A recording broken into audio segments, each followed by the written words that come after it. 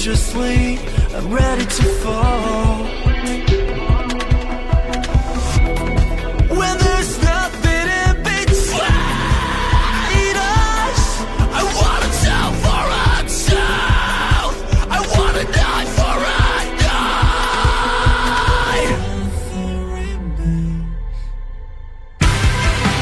The sky will burn so bright for only you and I.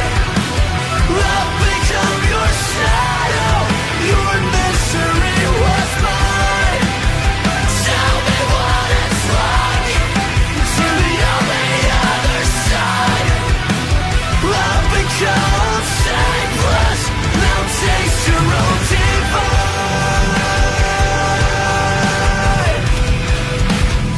We'll take it back once more. And I for and I.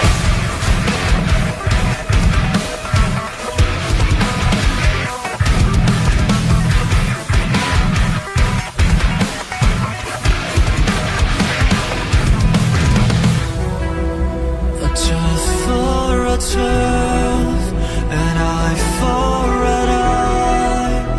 Nothing remains, nothing rewinds. A tooth for a tooth, an eye for an eye. Nothing remains, nothing rewinds.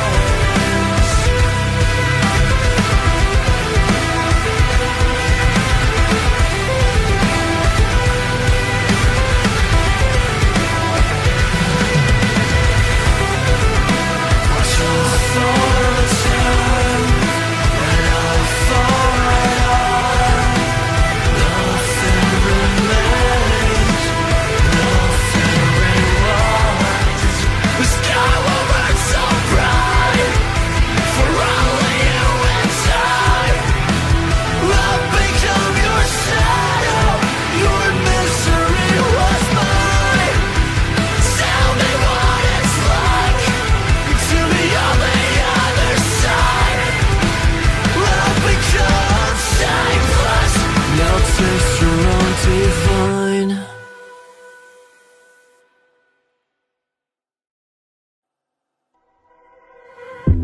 Can you hear the sound in this silence? Relentlessly striking through the walls. What's it gonna take to erase my sense? When I've done nothing wrong, I've done nothing wrong at all. I've said it all before, but don't be surprised when you see me come alive. When there's nothing in between us, I wanna tell for a tell. I wanna die for a die.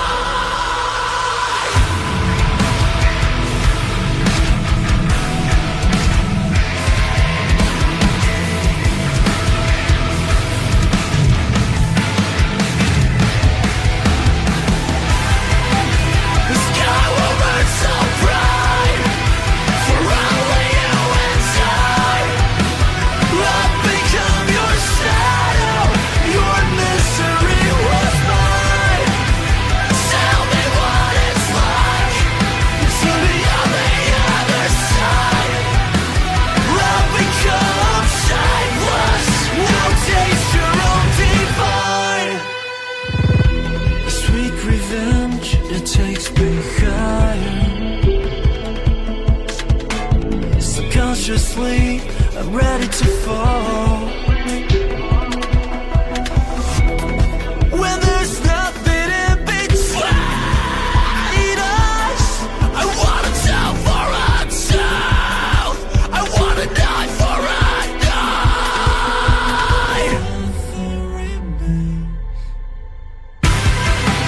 The sky will burn so bright for only you and I.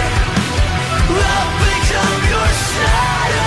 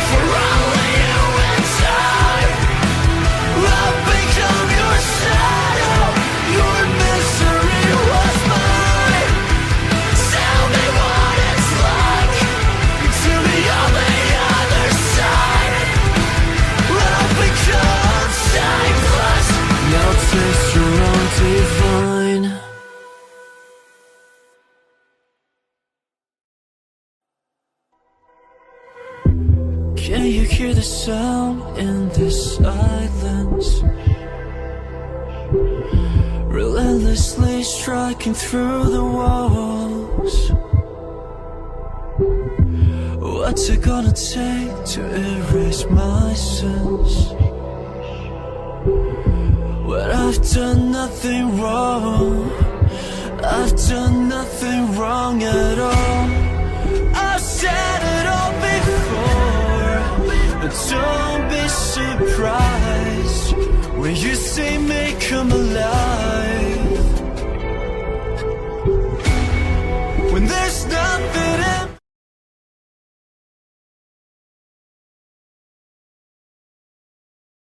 Ladies and gentlemen, welcome back to the chat. I hope you are all excited. I'm joined here by Kay. Kay, how are you feeling today?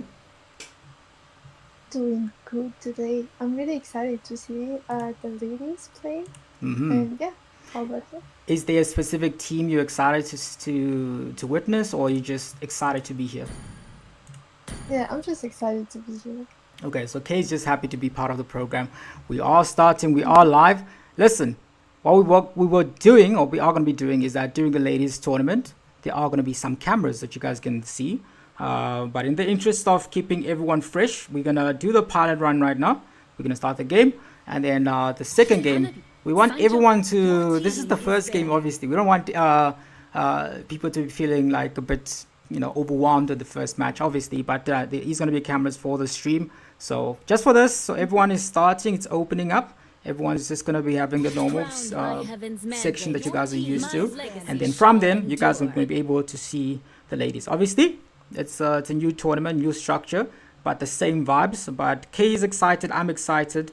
And this is going to be a 2-day series. So today and tomorrow, and then also next weekend. So lots of matches involved. But we already started here. I'm seeing a lot of bands already coming out from the side of EMS and BGES. BGES opting to take out the Hanabi, which is one of Princess's special heroes. So that's been taken out. And the Camilla's also been taken out, meaning that Mami MJ is not going to be able to pick that hero up for herself. So what are your thoughts on the bands so far, Kay? These are very interesting bands from these two teams. They call me a hero Yes, really because I saved my nation from falling bands. apart. But yeah, I mean, it's mostly respect bands, but also we've seen Hanabi a lot during tournaments, especially from the South African teams. So, My kiss. Your team Yeah, it can be argued that that's one of the comfort picks here. So I mean, so all these different people, I believe from EMS, you guys will be able to see Eris very soon, and you're also going to be able to see Kitty very soon. They're just preparing. Kukwe is here, Brady is here, so lots of people here to support both teams. I'm looking at the votes right now. Heaven's people showed up, but the first pick is going to be from the captain of BGES from Heaven's side. They are still deciding what they want to go for. It looks like they're going to be deciding to go for the Valor. Very early pick. It's just interesting considering that they already banned out the allies themselves. So I wonder what the idea is. Do you have an idea? I mean, can you give us some Madagascan secrets of why they banned out the Valor? why they picked it up, you mean? I'm really not sure, but Valier, he can be a pretty solid pick. But it's kind of depend on how Lumina will play him. Oh, very much so. And I see that there is going to be a Layla and a Mincy. So I mean, I understand the picks coming out from those two teams right now. What I'm seeing is, at least from what I'm seeing right now, both of these two teams have they're going for the comfort picks, which is the Layla and the Mincy, which is something again that Baba Clueless nearly almost always plays. So that is something that she plays quite a bit. And then seeing that Lord Tide thinks that EMS is going to win. K's volume is low. K, speak louder. Let me see. K, can you hear me? My mission is to Yeah, I can protect hear you. lives. Yeah, interesting pick though. I understand now. I finally understand why they picked up the Valor. Valor does a good job against that very annoying Halo. So that's something that they're looking forward to not dealing with, at least not in this situation. And I think one of the ways you can probably deal with the Halos is definitely with the Valor. Leomord, confident pick from Zauk though. I'm not sure what the first two letters of Zauk's name is. I would have to ask her. But Leomord is always a hero you can pick. But again, Other thing I'm noticing is that it's being picked into a Minty, and Minty does a decent job up against that. Your team is banning. Yes, definitely.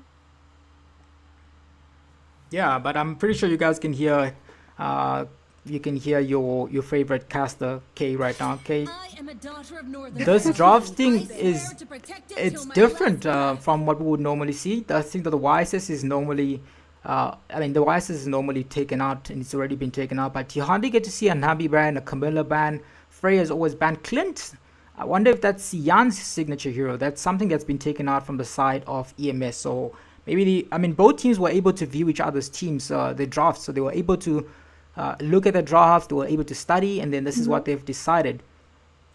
In this situation, they are still left with the marksman, and they're both also not having an XP laner is not going to be on the side of BGES just as yet. You guys are probably wondering why I'm calling BGES Heaven. That's their name. So they said it's a combination of two teams, which I believe is Bang Gang and GES. I would have to just verify with the chat, but Heaven is their acronym. So that's the banner they're playing under. And the next ban is coming out. It's going to be the Vexana. Understandable ban. They already selected a few heroes. I think they could have been able to deal with the Vexana, but I think the idea again, is probably they faced a deadly combo on that Vexana Camilla. They took it out. Alice also being taken out. So Ares has a lot of work cut out for them. I know Princess likes to go for that Sylvana. So we're gonna have to see how EMS responds to this. It's been quite a bit since I've seen them play competitively. I think the last time we saw them as a full female team was quite a bit ago. I think last time they've been competing under EMS Assassin and EMS Ops, so they've been mixed up quite a bit. Same thing with BGS. They were also playing under a different brand. I believe that Zawok was playing for Heaven in the Madagascar qualifier. So quite a lot of different things, but the alpha comes out from Princess. Interesting two picks in the jungle. So two semi-fighters from both teams. I'm liking both drafts so far. It's all about execution as always. As I do always mention. Now, I'm being hesitant to decide which draft I want to go for, because what always happens is the draft that I go, it never wins. So I'm going to keep it in the pocket for now. But votes. Okay, do you have anything that you like from this? I'm seeing, again, I'm not so sure about the Belleric on Kitty, but again, it's all about how you execute it. And I see that it does do a decent job against the Layla. So maybe that's the plan over there. Yeah. I like both drafts. But the thing is, they have Alpha and Heroes, but Heaven has Valkyriaa. Oh, and they also get Carry. Time to go to the So yeah, holiday show. so right now I'm more of a Heaven draft. Certainly, and these are the last two picks coming out from both teams. All the picks have been solidified. Eris is going to be coming out on that Lilia. So, based off drafts, I think both teams have drafted well, or they've drafted towards the comfort. They do have quite a few games left in mind. So, if you guys are not aware, this is a best of one series, but every team is going to be playing in a round robin, which means that they will get a chance to face each other very, very soon. So, I mean, you're going to be facing every team in the group. So, the idea there is always going to be that you have more games in left. Maybe you don't want to show up everything that you have. But what are your thoughts so far, Kay, as we move into this draft? Are you voting with your heart? Where you're going to be going with Heaven, or are you going with your... I'm assuming your heart is in Madagascar. Is that an assumption? Okay, during this tournament, I'm gonna be totally unbiased. Okay, perfect. So you're not going to be like Tuki. Tuki comes here and he's just fully biased. That's his plan every time. 5 seconds till the Yeah, enemy that's why I reaches the left battlefield. yesterday for the Smash game them. of Sense and what was All it? troops Thousand deployed. times? Yeah. Ah, I see. While we are in the game, both teams are ready. As we see, we're going to be jumping into this best of one series. Again, no chance to make any mistake. Both junglers starting on the blue buff area, as we see that K is voting unbiasedly, but the chat is certainly biased, as Heaven are leading heavily with the votes right now. For over 60% of you guys think that Heaven's going to win this. So where are the EMS fans is what we're going to be looking for. But both junglers with a good start, but it looks like we are going to have a full battle on the lethal area. But it was almost a slight hesitation towards the BGAS. They almost thought about going into that section and move back, so they take the lethal. So early game start is very good for both teams.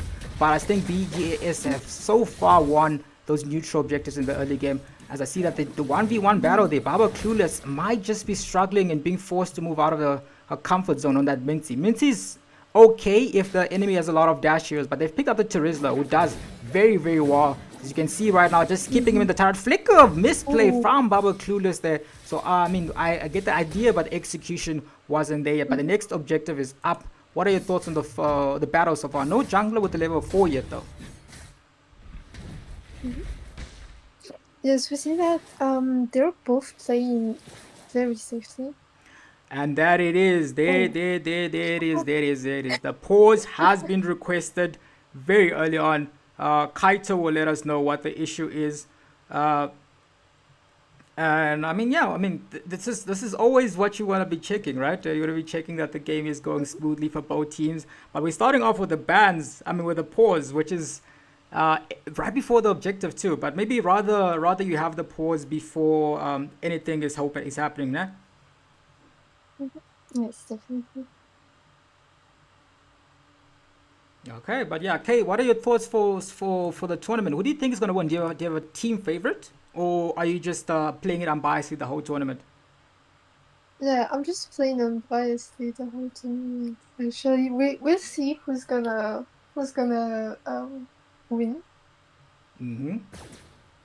Okay, we are back in action. The next objective is spawning. The rotation that was decided from the side of EMS is an early game rotation towards the marksman lane. So what the damage is coming up right now. Kitty comes in, has the passive. Oh, what a kill. First kill goes to the side of EMS as they take the first blood in that engage. Flame Shot was the one that secures it from Eris. Next objective is now up for contention. Let's find out, as I see that Zhao still wants to contest this objective. They want to go in for this. They want to try and take this thing down. The retribution might just be landed. We're waiting for it. We're going to see the 1v1 battle.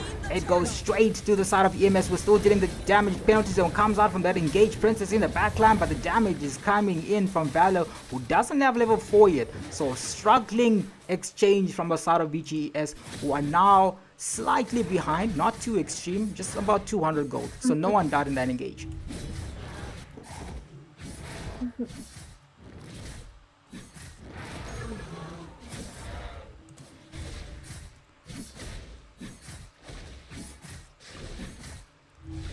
As we see that there is going to be another fight happening in the top lane. Layla is going to be farmed. The thing that you don't want to let Ninja Star do is farm up a bit, but we're going to be seeing a team fight happening right now in the top lane. 3 versus 3 battle 4 if you're counting though. Actually, that was an ultimate committed there. Glorious Pathway being committed by Mama MJ. I'm assuming just to slow them down slightly. Kitty does not have her special ultimate yet, the Wrath of Dryad, so she's not going to be able to engage in those things yet. Waiting just a bit longer for the team. If you look at the early game fights, it's going to no one, but I mean, if you look at the turtle as the determiner for who won that exchange, I still think EMS are still in this, as they're slowly moving in 500 gold lead. If you look at the itemization, Oryx is slowly coming for the Terizla. It looks like the same sort of idea is by the Leo. So this is a draft that's pushing them back. It's pushing them back and forcing them to stay a lot more preserved. I understand this draft from the side of Blackita's and Kitty's team. It's very aggressive. So they were meant to be engaging if you look at it. Yes, definitely. But we saw that they were slightly behind in terms of farming. So I think we... Oh, and that's a kill for EMS. That's a kill for EMS in the early game. I saw that, but I was like, damn, it's already happening. And EMS gets another kill, second kill on the board. 50 seconds towards the next neutral objective. As you see that Princess has started with this objective right now. Eris is trying to... They don't have the mana needed for this. So it might just not be a retribution committed. The turtle goes straight to the side of Ninja Star, who gets that for their team and goes back to the base, because I mean, what more can you wish for as a marksman? So the gold lead is slowly progressing for the side of EMS. There's another team fight in that. That was a King's Calling into a Glorious Pathway, but Bakita survives all in this 2v1 exchange, but the call has been made for them to try and assist the XP laner. I believe in this game, it's very important how they let this Layla farm. As you can see now, right now, Zawak is moving away from the Layla. That's another extra minute of Layla farming. They need to start shutting that thing down. Yes, and the thing with the the draft from Heaven, they should be aggressive, like really aggressive. But right now they're just really playing. Yeah, they're just farming and not engaging, which is quite disappointing in my point of view. Certainly, but I'm seeing a 1v1 battle. Baba Clueless forced to use a flicker out of that engage. As you see that there might be another fight here by the lethal battle. The lethal goes straight to Zawok. But obviously with the jungle abilities, you're able to clear this longer. But this is not the position you want to be as a marksman here. The marksman is being forced back into the turret. 2 members for the side of EMS already in the top lane, trying to get Ninja Star as farmed as possible. As I do see there is another fight happening right down the mid lane. Oh, actually, no, but Eris is still fine. So far, the next objective is finally ready for contention. Who is going to take it down? The second one of the game. So far, EMS are slowly cruising into victory, but I wouldn't count the side of BGS out because the Leo is slowly farming just as well. So it's going to be time for the retribution battle to take place here. Again, both teams have a fantastic drafts on their hand here. They all just got to figure out how they execute it. As I see that it's going to be a team fight on Xian. She's trying to take the minion down. Oh, Spear of Destruction is not on the map. Oh, they're going in. Glorious Pathway is ready. Like, Xian is trying to defend this. She might just survive. The damage is coming in. And Halos might have just slightly overextended. Oh, what a play from that. And they're going into the Wrath of Dry. They get Princess in that exchange. They get a second kill from that exchange. They're gonna need to disengage her as Blakita has rotated all the way from her lane. But in the meantime, the same thing is being responded, getting the most important lane. Baba Clueless is not clueless. He knows where the lane is, man. Gets the mid lane turret and goes back to her lane. But it is now time for the second turtle dance of the game. How are you feeling after that team fight? Obviously, you don't care what happens to GES because you're unbiased. But how are you feeling after that exchange? I think that's what I was waiting for, the aggression, the fight back from Heaven. And yeah, that's it. Certainly. Now it looks like Heaven aren't contesting this turtle. It looks like they're not contesting it at all. They've made a lane swap where the marksman goes to the bottom lane. So that's their focus right now, getting Xian a bit more fed. But in the meantime, we're seeing that it's going to be a team fight happening right now as the Halos is just slowly giving a lot of vision around the map. Looking at the 8-minute mark, itemization. It looks like Carry is going strong. Oh, Carry is not on the map anymore, man. I missed that. I was looking at the items. Carry gets taken out by Baba Clueless as it looks like they are going to be trying to get this other turret down here. It's going to be a team fight. We'll talk about itemization later, right after this team fight. Islas goes in. Glorious Pathway into the backline. Minter comes in with the damage. Comes in. That's also the Phantom Steed from the Leo mode forcing out the black shoes. Alpha wants to make a gang from the back because the turret is gone. She's going to be able to get 2 members down. They go into the damage. Wrath of Dryad comes out. Taunt coming in from Mama MJ. They're still trying to engage in this. It looks like Kitty is the only one left, and she looks like she is able to make it out of that exchange alive. As the minions are slowly pushing in 2 turrets for the side of EMS, as it seems that Xian is the person that's just constantly getting hunted around this map. If she goes top lane, they come straight for her. If she goes bottom lane, they come straight for her. In the mid lane, same thing is happening. So I don't know, you just maybe stay in the turret. Marksman play safe, right? That's the saying. Play safe, marksman. Yeah. I mean, it's quite understandable that they are bullying Carry because they don't want a fed Carry in late game. She's gonna be a pain if she's fed. That is certainly correct, as we're seeing that it's going to be the Halos right there with the Glorious Pathway in play, but keeping it waiting for the next team fight to start. And we're going to bring that out as you look at the marksman again. Back in the waves is Xian waiting for that late game spike. So it's going to be a battle of the late game here because both marksmen are being allowed to farm up. I wouldn't say that Xian is being allowed to farm up, but she's certainly trying to farm up here. Good reading of the map, but she is the target of the map right now. There are no turrets on their hand for the side of BGAS, but it is now time to start fighting this neutral objective right here. As you see, Princess already commits the ultimate onto the Lord, already started it. So it looks like it's going to be a trade where the side of BGAS are going to take the turret instead of the Lord.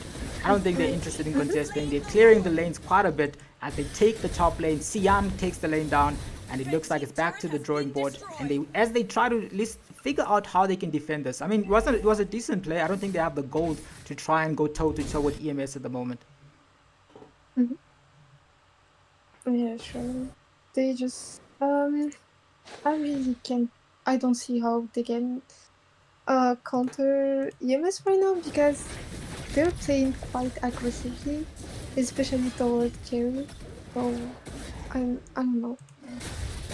That is certainly correct, as they're able to take one more turret in the top lane, and they're going to be able to take the mid lane turret one more here. The King's Calling is ready. Valkyriaa go in 2v1 situation, but not going to be a King's Calling landing on into anyone, as the Leomod realizes that the Phantom Steed is still in place. She can try to go in. Just a bit wary of Clueless though. They go in, Spear of Alpha goes into the backline, into a Phantom Steed, into a very fantastic penalty zone from the side of Blackheater. They're trying to take this Alpha down, but the Alpha is just simply out healing them at the moment. They're going to have to wait slightly a bit longer for the carry to get in, but that forces a flicker from the side of Clueless. But turrets all aboard for the side of EMS, who are able to secure their 6th turret of the game. But let's see how the side, I mean, they haven't died quite a bit. Blackheater hasn't died. They're not feeding. It's just the pressure and the momentum and the synergy coming in from the side of EMS is just a bit too much at the moment.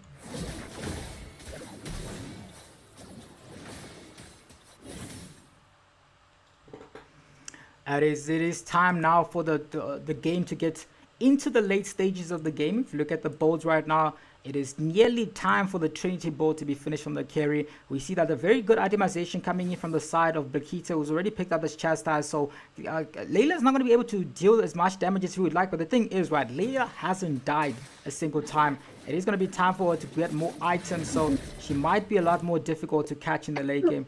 Especially if you look at the balls right now. She's already got the Malefic gun, so the range is going to be there for that side.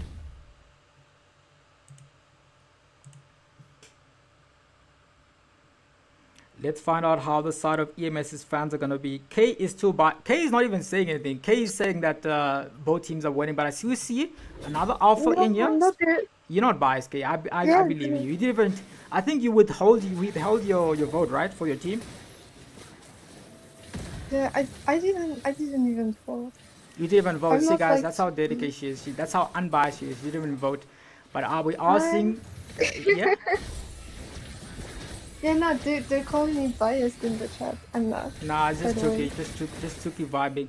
But again, gold lead is on the side of EMS, 7k ahead, 10 seconds towards the next neutral objective as the Leomod retreats.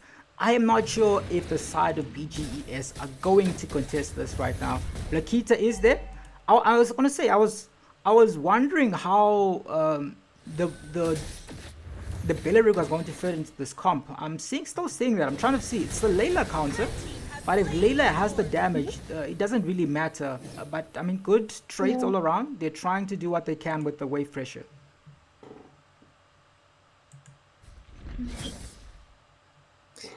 Yeah, I think at this point, Layla is she got her items. She got the gold. She's gonna be unstoppable soon. Yeah, I don't see how Heaven can come up to respond to the aggression from EMS side.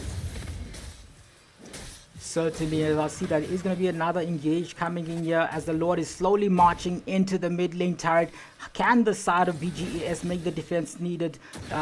2 kills. Listen, if you look at the kills are not there, but the turrets are definitely there. They go in, they get one member. King's calling into that. Lumina gets taken out as he still gets the damage. Casey is taken out. Penalty zone by Blackheater. Blackheater finally might have gotten the kill that they need. Phantom Steed into the backline. He's trying to get one more kill as Alpha Go missed the Spear of Alpha into that.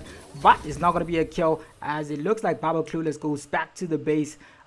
They have survived. BGS are still in this game. Heaven might just make a heavenly comeback happen, but the turrets are in trouble right now. 1 turret has been taken from that exchange. 6 turrets still, so it still seems like it's still possible to defend, but the mid lane turret goes down, as I just said.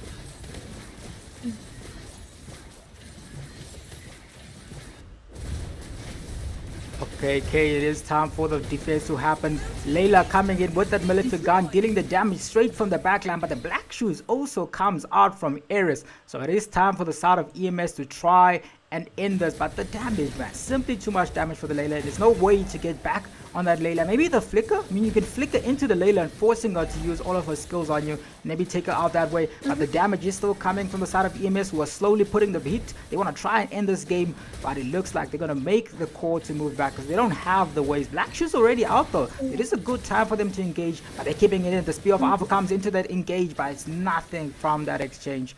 EMS are still in this. Nearly the gold lead is nearly 10,000. That's an insane gold lead. Yeah. As we see that Kitty is taking some damage from the back here, tries to defend themselves, but it's not going to be enough as the Glorious Poppy gets committed. Cyan has the damage, tries to go in. Oh, are they going to be able to defend it? The lanes are going to be able to protect them. So far, so good, but they are not disengaging. They are actually trying to end this game, but the Alpha is being sent towards the Lord area. Good pressure from the side of EMS as we move into the late stages. Oh, look at the damage coming in from Layla. Commits the ultimate. That doesn't land that kill. So far, what does EMS's opponents, BGES, need to do to make a comeback? What do you think, eh? Take Layla out. That's the only solution. But again, EMS is really good at protecting their element, so I don't see what they can do right now. Certainly, that is going to be a tough one right there. As we look like a team fight, he's going to be starting again, but this time it's going to be a team fight with the Lord. As we see Ziox move into the top lane, Minty comes in. She realizes that something is going to happen. But that something is the clearing of the waves. That's what's important over here. I mean, I think she knows something is there, but she's not sure. That's the benefit of having a map delay, because no one's going to be able to get a bit of vision, but she's just sinking the waves, trying to bring them down here, as it looks like it's going to be an engage on the mid lane turret. The siege is coming. The Lord is being dragged safely by the side of VGAS, doing a smart thing, but in the meantime, Mami MJ's team secures the top lane turret. Spear of Alpha goes in. Flame shot comes in from the back from Ares as they're going into the backline. The Glorious Poppy has been committed. It's come out right now, but it still looks defendable for the side of VGAS. Oh, fantastic penalty zone into a Wrath of Dryad. They might just be able to get the kills that they need to go into the damage. Look at the damage onto the Alpha. Double kill comes out from the oh my goodness, just one member left. It looks like it is going to be a tough to defend for Cyan. She has the damage, but they locked onto the turret. They're trying to end this game. Ooh, that's a flicker being committed, but the damage is not going to be enough as Empire aSylum secures the first win for their game. 1-0. Heaven back to the drawing board. But what a heavenly gameplay from the side of Empire aSylum, surprisingly. I'm saying surprisingly because I was not expecting them to not be ganked at all with the Layla. The Layla was just simply too much. But what are your thoughts on the first game of the evening? Yeah, it was really interesting. Like, draft-wise, I really liked Heaven's draft more because they had Valir who could disengage Hylos, yes, and Alpha's ult. But again, it was not really about the draft, but about the execution. Same thing, yeah, I do agree with you there. We are going to be moving on to the next game, obviously, but we'll be back in the next 5 minutes. Let us know what your thoughts are. We're obviously going to get the cameras ready so you guys can see how the players are looking and how excited they are to be winning, and just excited to showcase their skills on the grand stage. So game 2 is going to be starting very, very soon. I believe FEROX versus NYO. FEROX is a team from Madagascar. They'll be going up against the team from Zambia. That is NYO, not your ordinary. So let's find out how both of these two teams coexist. Who wins? Let's find out. But now it's a best of one, but obviously it is group stages where you're going to be having a round robin where every team in your group is going to be faced. But good game from the side of Heaven. As we're moving to the next game, we're going to let you guys just see some old highlights from the tournament. But we'll be back in a bit. Cheers.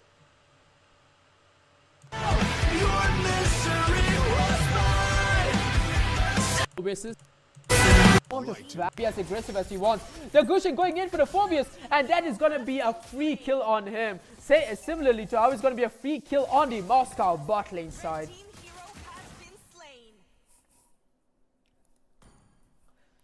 It seems like both teams having quite a control performance right now. The kill advantage does lie with the side of Crimson Knights purely because of how well the top lane went. We see Gusion coming in already on the... Oh no, the higher ult secured on the Gusion. Will it be enough? The higher very low right now, but he cannot survive with the Kaja there, finishing him off. And unless I'm mistaken, this should be a free turtle for the side of Tribe. We do see the Sora not wanting to lose out on this. He is being a bit aggressive here. Very low, the Kaja is forced to flicker out. We see a full-on engage by the back line here. The Gusion does get the turtle. That's not what I expected. What a full-on engage there. We see a huge fight going very even there, in fact. But Gusion does get a turtle.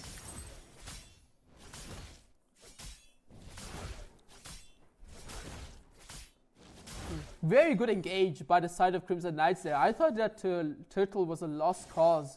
But with both the Forcer ultimate and the Sora engage, they managed to get us. We see the Forcer committing, the Kaja trying to cut off the Moscow here. We see a lot of damage on this Phobius. The flicker committed by the Sora. Will it be enough? Yes, it will. That will be another kill on the Phobius. Smooth Criminal not having a very smooth time right now. Looking at his damage, we see the Minnow committing the ultimate there. Huge damage coming into the back line. Gusion goes in, gets a kill. Will the Lunox die here as well? Doesn't seem like it. It seems like that's going to be a one-for-one exchange. Unless this Hayabusa has anything to say about it. And he does. The killing spree on the Rome Kaja. That is going to be a big advantage kill for Tribe.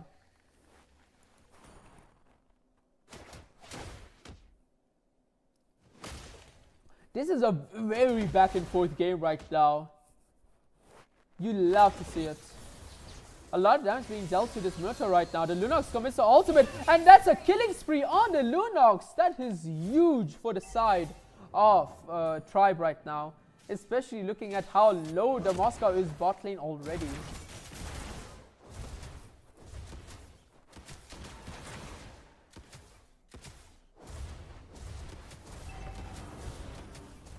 Look at this, man. The Clint is just farming the gold on that turret right now. And that is Turtle going to the side. And Moscow very low right now. He's barely able to make it out alive. We now see Tribe's signature aggressiveness on the enemy jungle. That's a huge ult on by Kaja on the Fossa. Fossa makes it out alive somehow. We see a huge engage here. Gusion goes in, gets a kill on the back line there. And we are seeing a full-on engage, mega kill by the Lunox. But is that going to be enough? Sora goes in. Huge damage coming in on the Phobius. Phobius dies yet again, but this time to the Forcer.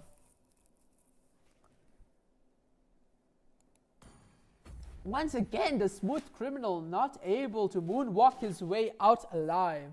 I apologize for that statement. I'm going to report myself for that.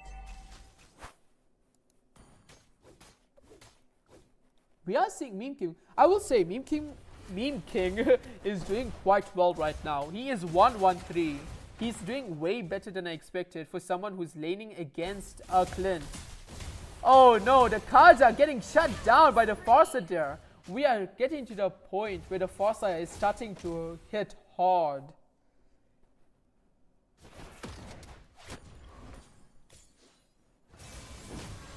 Oh, ultimate getting secured already because Gusion is right there. That's a huge shutdown by the Gusion. And a mega kill by the Forcer on the back line.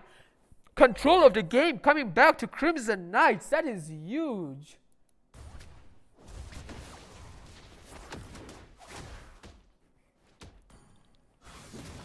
And it seems like Kaja is getting caught out again. Clint trying to help, and he does manage to save the life of Kaja there. Gusion tries to get mid lane, but he's forced to ult out.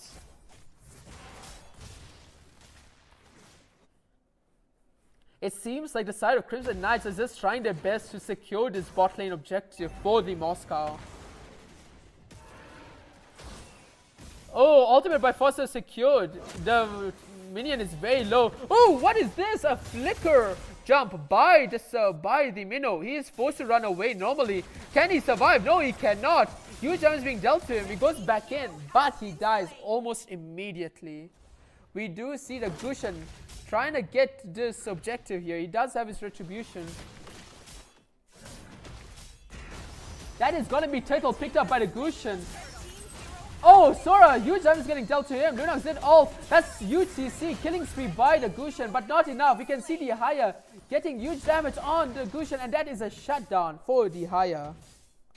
And we can see from the builds that both the Haya and the Lunox have Sky Piercer builds. 3 people with Sky Piercer on their team now. That is bold. We did also see the Moscow pick up the bot lane, whereas Phoveus picks up the top. What an even game this is so far, 12-12.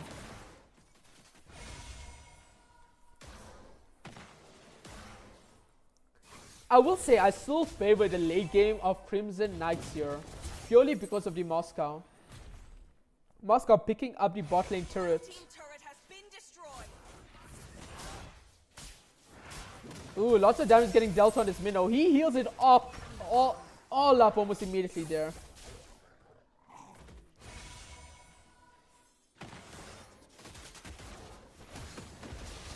Oh, Sora flickers in. That's a huge ult by him. That's Foster ulting the background. And Minnow survives, flickers back to safety. Look at this fight. All that to get to Phoveus. But will that be enough to satiate this team? No, it will not. They're going back in. The Clint is very high. The Minnow is very low. Will he get a kill? Yes, he will. The Sky Piercer being procced there. We see Gushan getting a kill on the Kaja in the back. Huge fight there. But mid lane will be defended by Crimson Knights. Unless this Haya can get a huge kill here in the back. No, he cannot. In fact, he is going to fall to the Gushan. But this Gushan, ew, he barely survives there. What a huge fight for Crimson Knights there. Managing to get the Haya right before load. Will they take advantage of this situation though?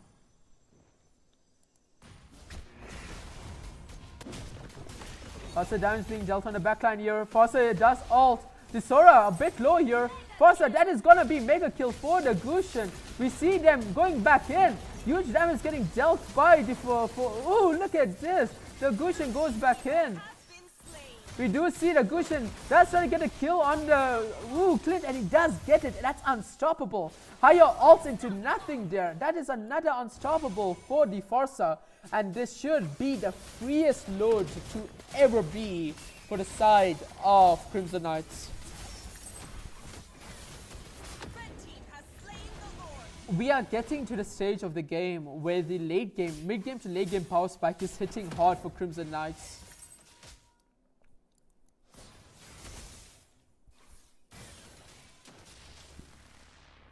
Ooh, what a huge game so far.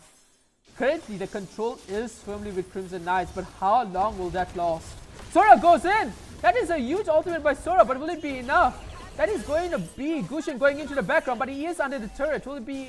No, he cannot survive. Huge shutdown by Haya there. But that is all he can get along with the Sora. That was a 2-for-2 exchange. Blue team turret has been destroyed. And it does seem like the side of Crimson Knights are going to get the mid lane turret.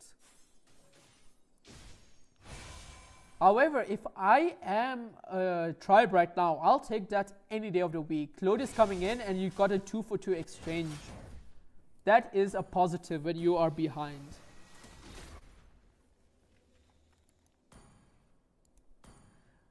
And it's also a wasted load. The side of Crimson Knights not being able to do much with this load here.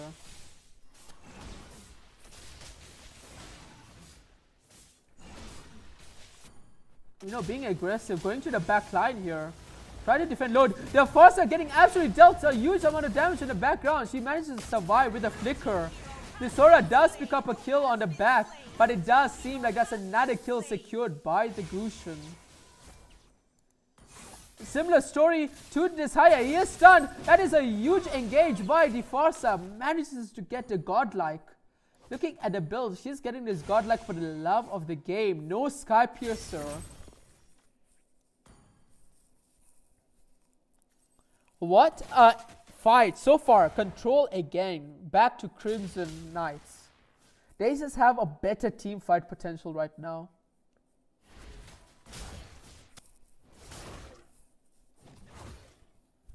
Oof. Yeah, with a Moscow being fed right now, not fed, but just getting to the late game stage, it's going to be difficult for the side of Tribe to make a comeback. But they do have the Lunox, and Lunox is terrifying late game, folks. Looking at the builds, this 3 Sky Piercer stat not working out well for Tribe. There's 0 stacks on Sky Piercer for Lunox at the moment.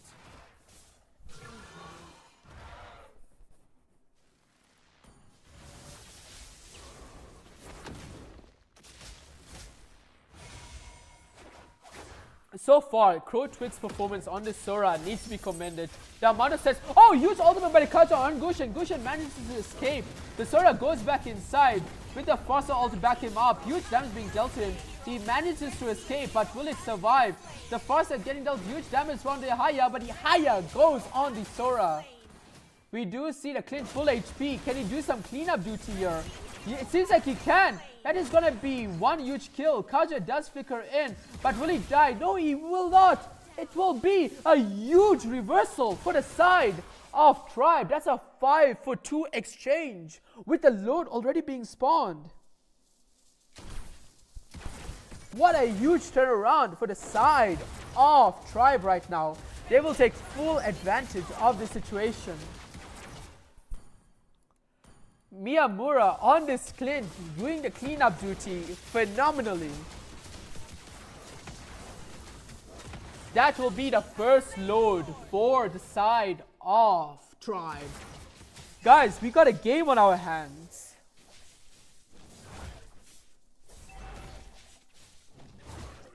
Because of that huge team fight, we see that Tribe in fact have the gold lead right now by almost 2k. Scrutinized has his kidney on Tribe winning this game, and currently his kidney might be surviving. Team turret has been destroyed. Ooh, huge engage there by the Gushin getting the higher.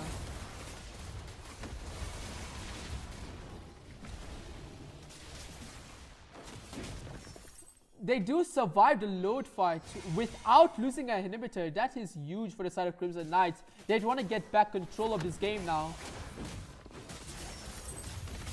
And considering it's a 4v5, it's a perfect opportunity too.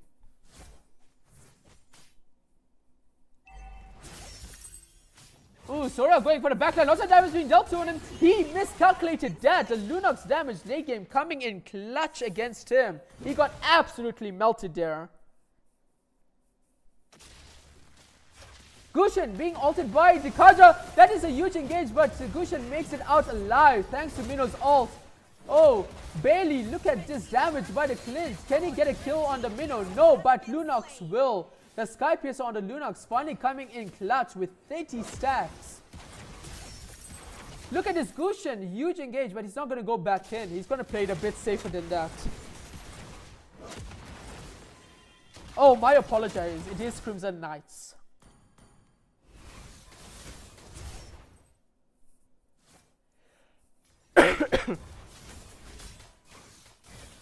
Wow, what a back and forth game. Every time I think that Tribe have the advantage, Crimson Knights do something incredible and vice versa. Guys, I feel like we all can agree that a game of this quality deserves a like and subscription. We are only 5 subscribers away from hitting 100. So please give us a sub. Oh no, it seems like no, he will survive. The Kaja is not gonna ult Sora. Oh no, no, but he does ult the Sora. Sora, huge damage. That's a mega kill for the Clint. The Moscow does ult. Will he come back here? He does, but he just escapes immediately. Ooh, finally we are seeing the Sora not able to tank the Lunox and Clint there. Looking at his build, it's just, ooh, he's going basically semi-tank and still can't do anything here.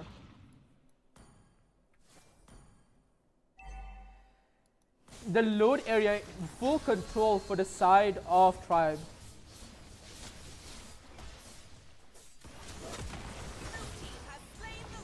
That is another huge load for a Tribe right now. They're going to be hoping to get a few inhibitors with this.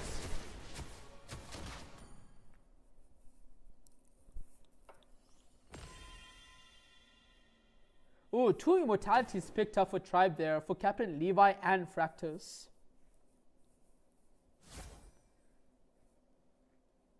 And that's a great Dragon Spear, if I remember correctly, picked up by Miyamura.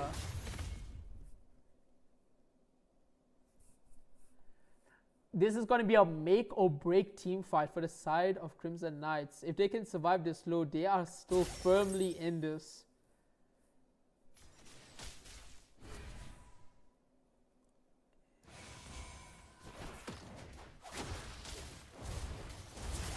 So coming in very slowly, slow push coming in top lane side. Can they get top lane here? Oh, they cannot, but they can indeed get bot lane thanks to Load. Load already coming into the base. Kaja also Gushin. Gushin does survive. Huge damage being dealt on by the Forcer here. That is going to be the immortality proc from the Kaja. And it's going to be a full-on brawl here. Unstoppable by the Clint thanks to his... Ooh, that is a huge fight for Crimson Knights. If they can pick up the kill on this Haya, but they cannot.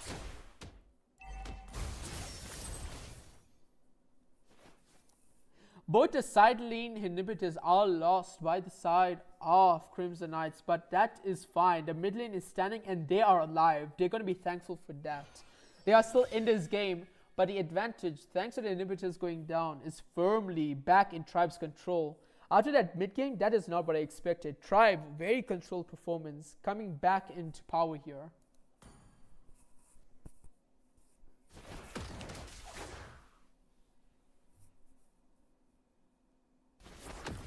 Sora being a bit aggressive here. He is a bit isolated. The Forza is there for backup now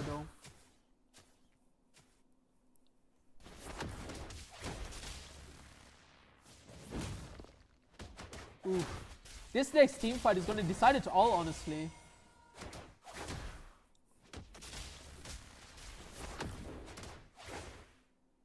Look at them, they're just sizing each other up. The first team to make a mistake here will pay for it with the game, I imagine. Load spawning in only 17 short seconds.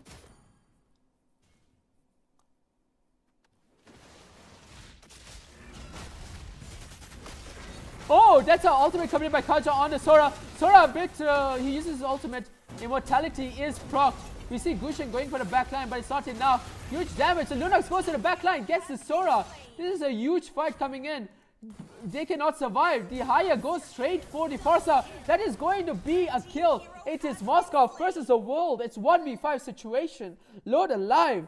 After that team fight, I think this is firmly in Tribe's hands to end this game. Ladies and gentlemen, I believe Leah's coming back here. We are back. What are your thoughts on the games? Oh, actually, we're not back. We're waiting for one more member to come back to the lobby. But as soon as that's sorted, we can go and start. I believe all the members have been verified. FEROX is here from all the way from Madagascar, facing a Zambian team. New World, or not New World Order. It's not your ordinary. Kay, what are your thoughts so far as we are about to begin the second game? First game didn't go as well. Do you think Madagascar can get it in the bag with the second one? I'm really not sure. FEROX is, I think it's a new team. And I don't know how they play it. You don't know how they play it. Oh, okay. So this is like basically their debut on the grand stage, because I mean there's no better chance than to test how good your skills are than in a tournament.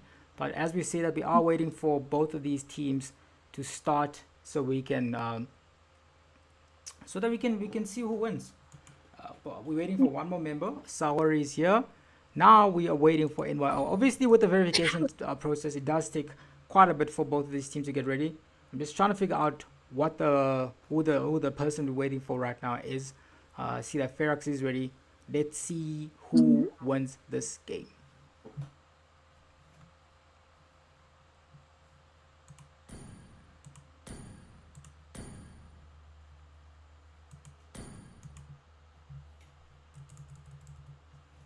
Let me go find out what's going on here, because we need to start. Let me see, because the whole team is here. The whole team is in lobby. We're just not sure what the delay might be. They'll probably let us know. As I see, FEROX is excitedly happy and ready to start, but the other team is not. Let's see.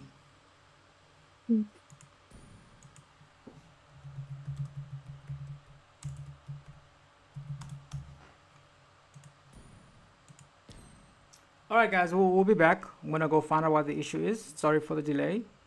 And then we'll be back. If there isn't, obviously, unfortunately, it's gonna be a disqualification. But let me go find out for you. I don't think anyone wants to see a DQ. They'd rather see the actions and the ladies in play. But see you all in 1 second. Some of the fastest picks. Some of the fastest picks I've seen while casting. It seems like ultimate getting secured already because Gushan is right there. That's a huge shutdown by the Gushan. And a mega kill by the Foster on the back line.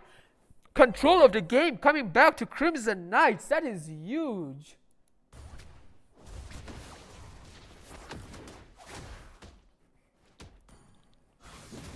And it seems like Kaja is getting caught out again. Clint trying to help, and he does manage to save the life of Kaja there. Gushan tries to get mid lane, but he's forced to ult out.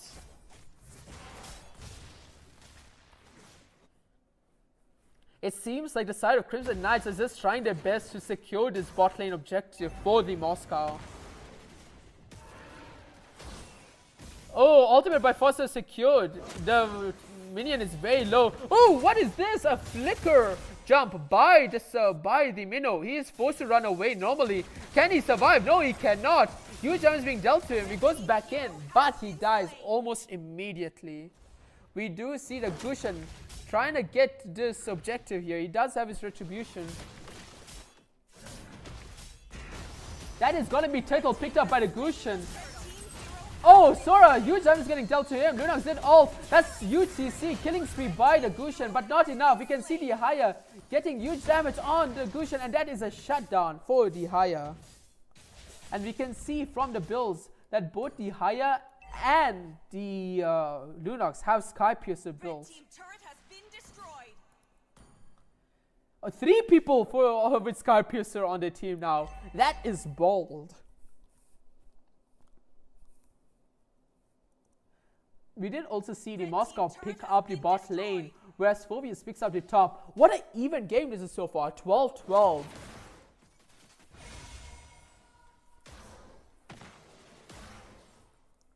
I will say I still favor the late game of Crimson Knights here, purely because of the Moscow. Moscow picking up the bot lane turret. Ooh, lots of damage getting dealt on this Minnow. He heals it up, all up almost immediately there.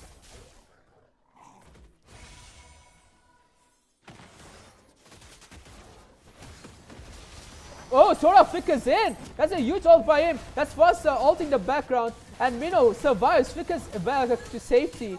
Look at this fight. All that to get to Phobius. But will that be enough to satiate this team? No, it will not. They're going back in. The Clint is very high. The Minnow is very low. Will he get a kill? Yes, he will. The Skypiercer being procced there. We see Gushan getting a kill on the Kaja in the back. Huge fight there. But mid lane will be defended by Crimson Knights. Unless this Haya can get a huge kill here in the back. No, he cannot. In fact, he is going to fall to the Gushan. But this Gushan, ew, he barely survives there. What a huge fight for Crimson Knights there. Managing to get the Haya right before load. Will they take advantage of this situation though?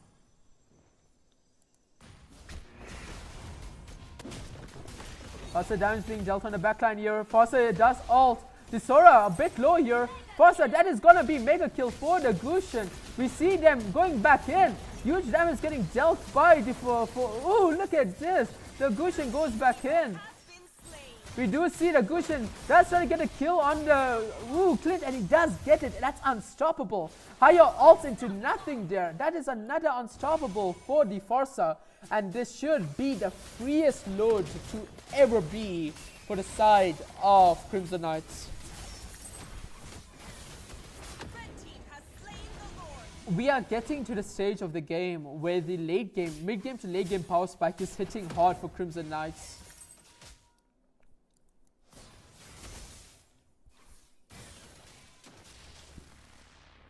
Ooh, what a huge game so far.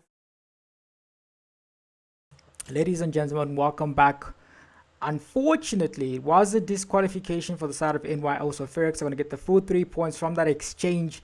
Yeah, they were late. I don't know what happened. They had 4 members here. The rest of the people were not there. So that is going to be a win for the side of FEROX. Sad, but there is still more action in play. Next match we're going to be seeing right now is going to be an exciting match. It's going to be Elysian facing up against a very exciting Lírios mortais, which translated means deadly Lírios. So let's see a deadly game in a bit. So that's going to be the next game, but congratulations to FEROX. Obviously on time, everyone was ready, but sadly that could not be executed. So unfortunate. I know a lot of people were looking forward to have that happening, but I'm pretty sure FEROX will be happy with the points that they're going to be getting. Good game.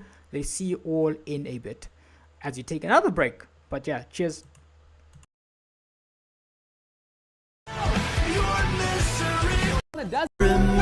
Gold laner, the Granger there, but the Granger is the captain, and he chose to continue with the game even though the Freya was banned. But let's see how it is right now. They've still got a few minutes to recover from this. They've got a mid to late game comp. Yeah. I do like what Granger's doing here. He is freezing the lane. And remember people, early game Granger is going to struggle against a Freya. What matters is that mid to late game power spike that we know Granger will have. Certainly. I'm very surprised that Brute Game is still level 3 here. So and there it Granger's is. I know goes for the Sky Piercer. The Freya coming in, but she should be careful. Oh, the Marcel first. Not how you use the spell. Oh, but double freeze though. Double freeze. But that is a double freeze, but that was a bit of a mess up there. Look at this Chunga's damage, dude. The Grog does get on the Chunga. Chunga's trying to escape, but she cannot. We do see Marcel falling down here. It's a full-on ensemble of fights here. The Lapu, huge ult commit there. Flickering into the Sylvana. It's a full mayhem. The Yuzong coming down here as well. It's 4v1 for the Yuzong. Can Yuzong survive? Doesn't seem like it. It is gonna be. That is a huge fight for the side of Dozen Dimes. The game has turned on its head immediately. Definitely, and both XP laners choosing to go right up there to the team fight and help their team there. So, interesting decision though from the side of Dozen Dimes. Double Sky Piercer from the Changa and the Granger in the early game right here. Yeah. But wow, dude, look at that. Both the EXP laners rotating that early on. I did not expect that. That is incredibly impressive from both these teams. Oh, what an ultimate by Marcel. 4 people fails it. They do get. Look at this. Again, we do see. I think that's exactly how the hero is working for the side of Dozen Dimes, because that is a 3 for nothing exchange. 4 for nothing, if I have to say for myself. Huge fight again. And I would say that ultimate worked out perfectly from Brute Gamer. It does, but you might want to layer it up, you know, just to make sure that the skills do land up eventually right after you're done with that action. But geez, what a fantastic play from the side of Dozen Dimes. Oof, that was a great fight. Just able to secure Turtle there very easily. Chang is there with the damage. Look at the level difference right now. INoob did die in the beginning, but now he's level 7 compared to level 5 for Freya. Grok unfortunately used his ult there, so he got no one. Sad. Very sad. Oh, Freya. We do see them going on the Lapu. Can they get a kill on this Freya? Yes, they can. That is a great INoob after that early death, absolutely dominating his lane.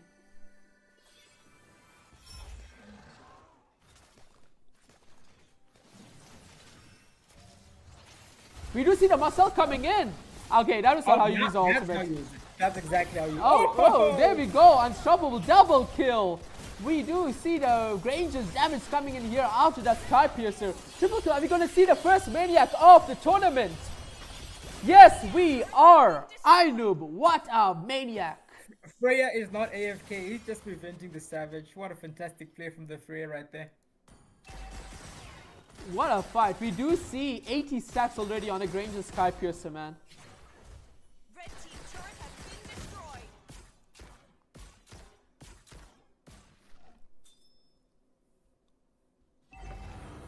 destroyed. Changa, lots of damage from the barely surviving there. We do see Marcel trying to maybe pull off another play here. But yeah, after that early game, Dozen Dimes firmly in control. They're controlling the game very well here. I think they're going to choose to take the turtle instead of waiting for the Lord. They're just in full domination and control right now. But surprisingly, the vote is not 100% to them as opposed to the last game, you know? Gotta appreciate Leoward saving his retreat for his own blue buff. We do see the Sylvana getting engaged on here by the Marcel. Managed to make it alive. It's a full-on engage. The Grok, huge ultimate on the back line. Will it be enough? He's supposed to figure out. Legendary by the Granger. So much damage coming in. Mega kill by the Chang'e. We see the Freya going straight for the Granger here. But she cannot get him. iNoob is just unstoppable right now. Yes. Nico Kyrgios for the game. I'll be back in a bit, but good luck to the teams in the remaining. Understandable. We do see the Chang'e committing the ultimate here. The Zektan just trying to bob and weave, but it won't be enough. She's supposed to flicker out of there because of the Marcel.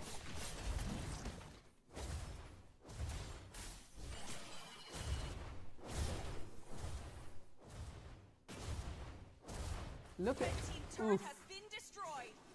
We're seeing shades of the first game here. We do see the Marcel ulting the Grok here. Oh, wow! The Grok getting decimated there after the ultimate wore off. We do see the Lapu Lapu. Oh, not Lapu Lapu. The Leo going full on ult mode top lane side. We do see the shield for top lane getting eviscerated.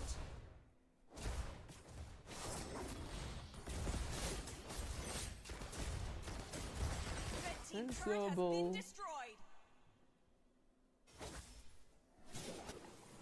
Ladies and gentlemen, we have reached 91 subscribers. Just 9 more to the big 100.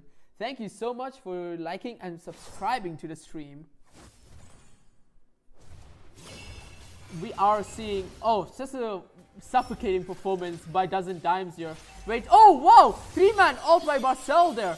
We are seeing the Chang'e ultimate just in time. What is this? What a perfect ultimate. A perfect engage by Marcel and Chang'e. That is another triple kill. Is that a Maniac?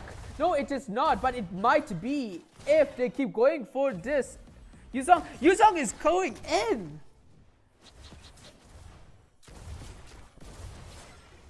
But he does opt to just stay on the turret. That is going to be 2 inhibitors going to the side. Ah, Dozen Dimes.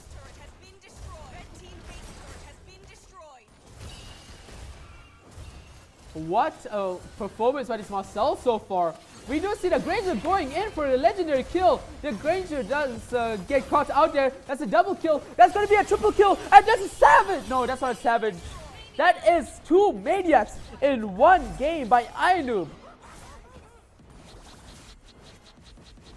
Take a bow. The Chang'e stealing out that Savage. And unless there's going to be a twist in this game, that is going to be game for Dozen Dimes. If they stop freezing themselves.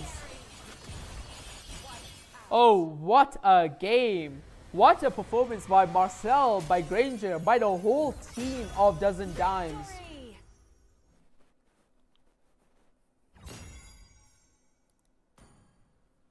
Absolute domineering performance there.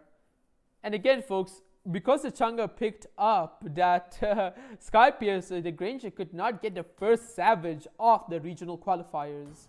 So everyone can go blame Nairobi. Nairobi the person, not Nairobi the city. But wow, fantastic game. Like, if you ask me which team done better between Dozen Dimes and Tribe from last game, I'm gonna have a very difficult time choosing that. Ooh. But again, folks, this is a round robin tournament, so we will see the side of Dozen Dimes go against Tribe eventually in the tournament. But that is in the future. For now, we are going to be waiting. Ladies and gentlemen, that is the second disqualification of the evening, which will be moving us into back on the schedule. Listen, you guys are worried about the schedule being behind and all those different things, but luckily it does bring us back to the correct timeline. So it's going to be SERAPHS versus Void G in the best of one series. FEROX and Elysian actually won that game. So now we're going to be moving into the third, the 8:30 game. So we're back on schedule. As you can see, the Void members are showing up over here. So we will bring you that game very, very soon. It's going to be up against each other, two South African teams. So let's find out who wins that. We're going to be back. Luckily, I believe I am 99.9% sure that these teams are not going to be disqualified because they're already here. But we'll keep you guys updated. We'll see you all in a bit. Cheers.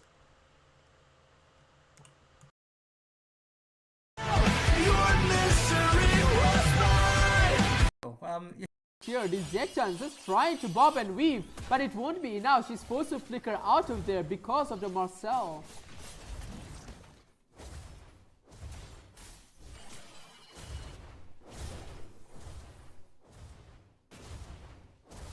Look at oof. We're seeing shades of the first game here. We do see the Marcel ulting the Grok here. Oh, wow! The Grok getting decimated there after the ultimate wore off. We do see the Lapu Lapu. Oh, not Lapu Lapu. The Leo going full on ult mode top lane side. We do see the shield for top lane getting eviscerated.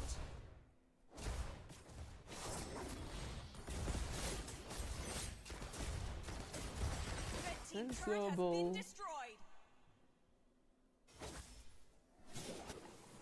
Ladies and gentlemen, we have reached 91 subscribers, just 9 more to the big 100.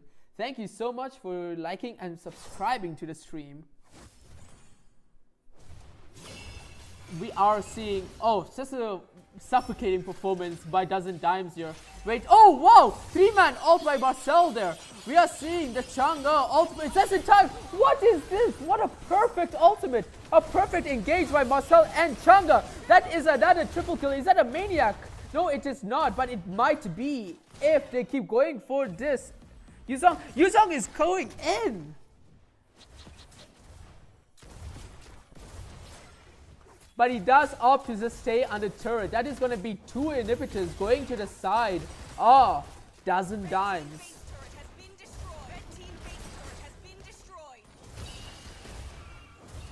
What a performance by this Marcel so far. We do see the Granger going in for a legendary kill. The Granger does get caught out there. That's a double kill. That's going to be a triple kill. And that's a savage. No, that's not a savage. That is 2 maniacs in 1 game by INVITATIONAL.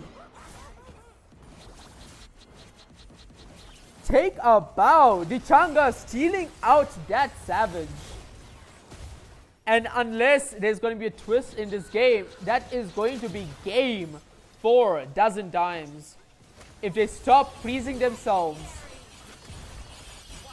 Oh, what a game. What a performance by Marcel, by Granger, by the whole team of Dozen Dimes.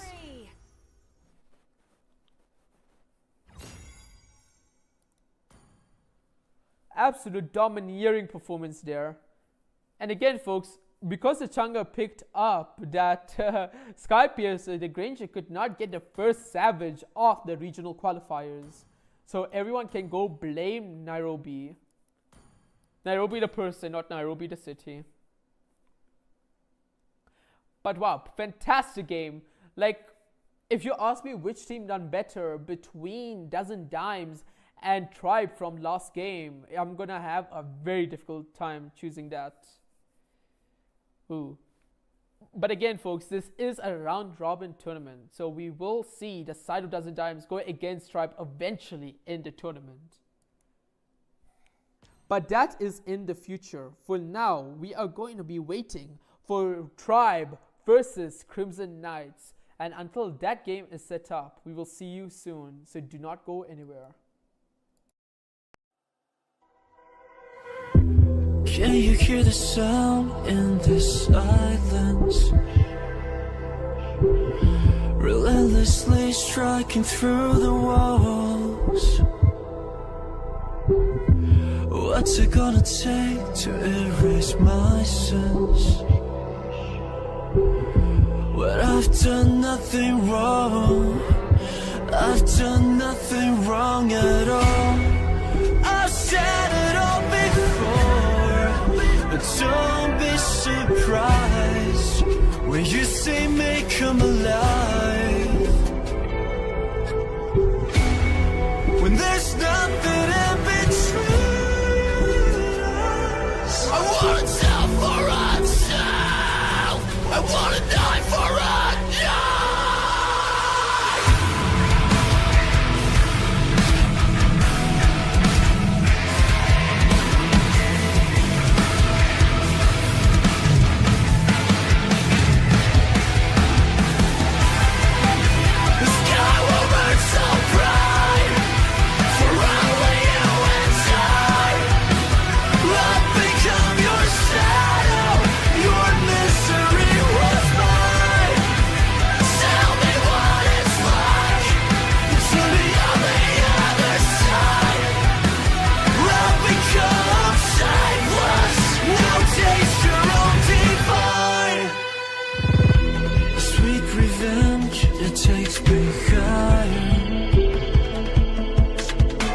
subconsciously, I'm ready to fall. When there's nothing in between us, I wanna tell for myself, I wanna die for a die. Nothing remains. The sky will burn so bright for only you and I. I've become your shadow, your misery was mine. Tell me what it's like to be on the other side. I've become shapeless, now taste your own divine.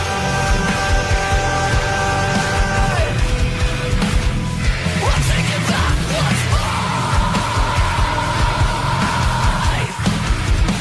Red eye for red eye.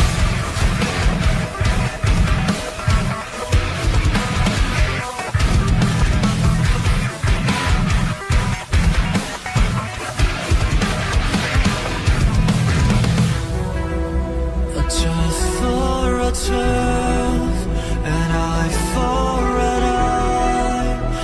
Nothing remains, nothing rewinds. A tooth for a tooth, an eye for an eye. Nothing remains, nothing rewinds.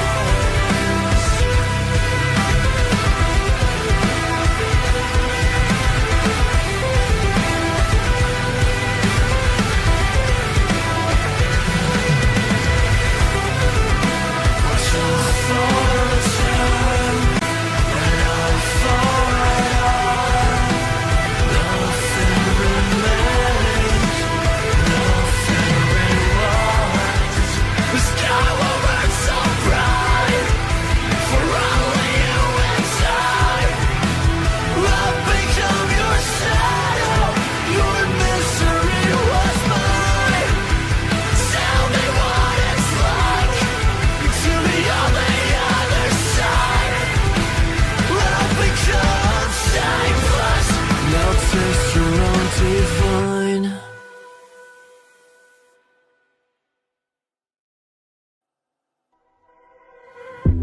Can you hear the sound in the silence? relentlessly striking through the walls. What's it gonna take to erase my sins? When I've done nothing wrong, I've done nothing wrong at all. I've said it all before, but don't be surprised when you see me come alive.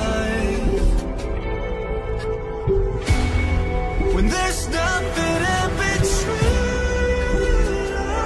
us, I wanna tell for a tell, I wanna die for a die.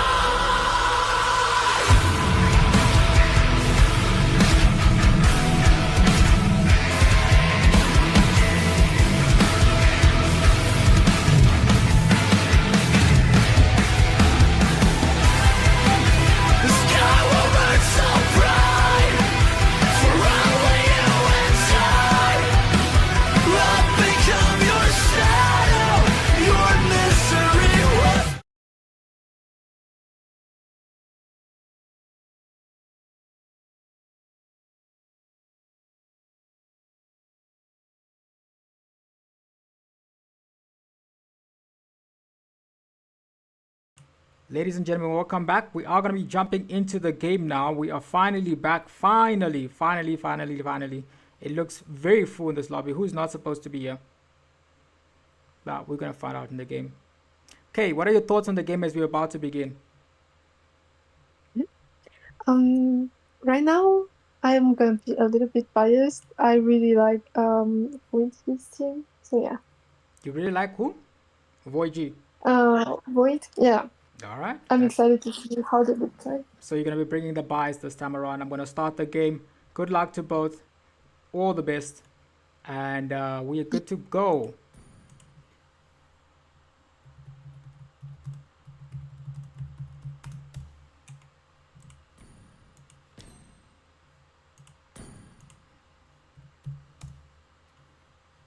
Yeah, let's find out what the issue is. I'll see you again. It looks like we're going to take another break. Let me just see what the issue is. Your misery was mine. Tell me what it's like to be on the other side. I'll become shameless. Surprise for by the minnow. He is forced to run away normally. Can he survive? No, he cannot. Huge damage being dealt to him. He goes back in, but he dies almost immediately. We do see the Gushan trying to get this objective here. He does have his retribution. That is going to be turtle picked up by the Gushan. Oh, Sora, huge damage getting dealt to him. Lunox did all. That's huge CC, killing spree by the Gushan, but not enough. We can see the Haya getting huge damage on the Gushan, and that is a shutdown for the Haya. And we can see from the builds that both the Haya and the Lunox have Sky Piercer builds. Team turret has been destroyed.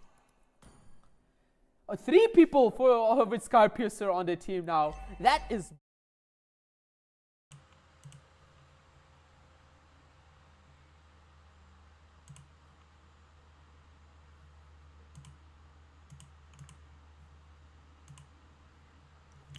All right, Kay, can you hear me?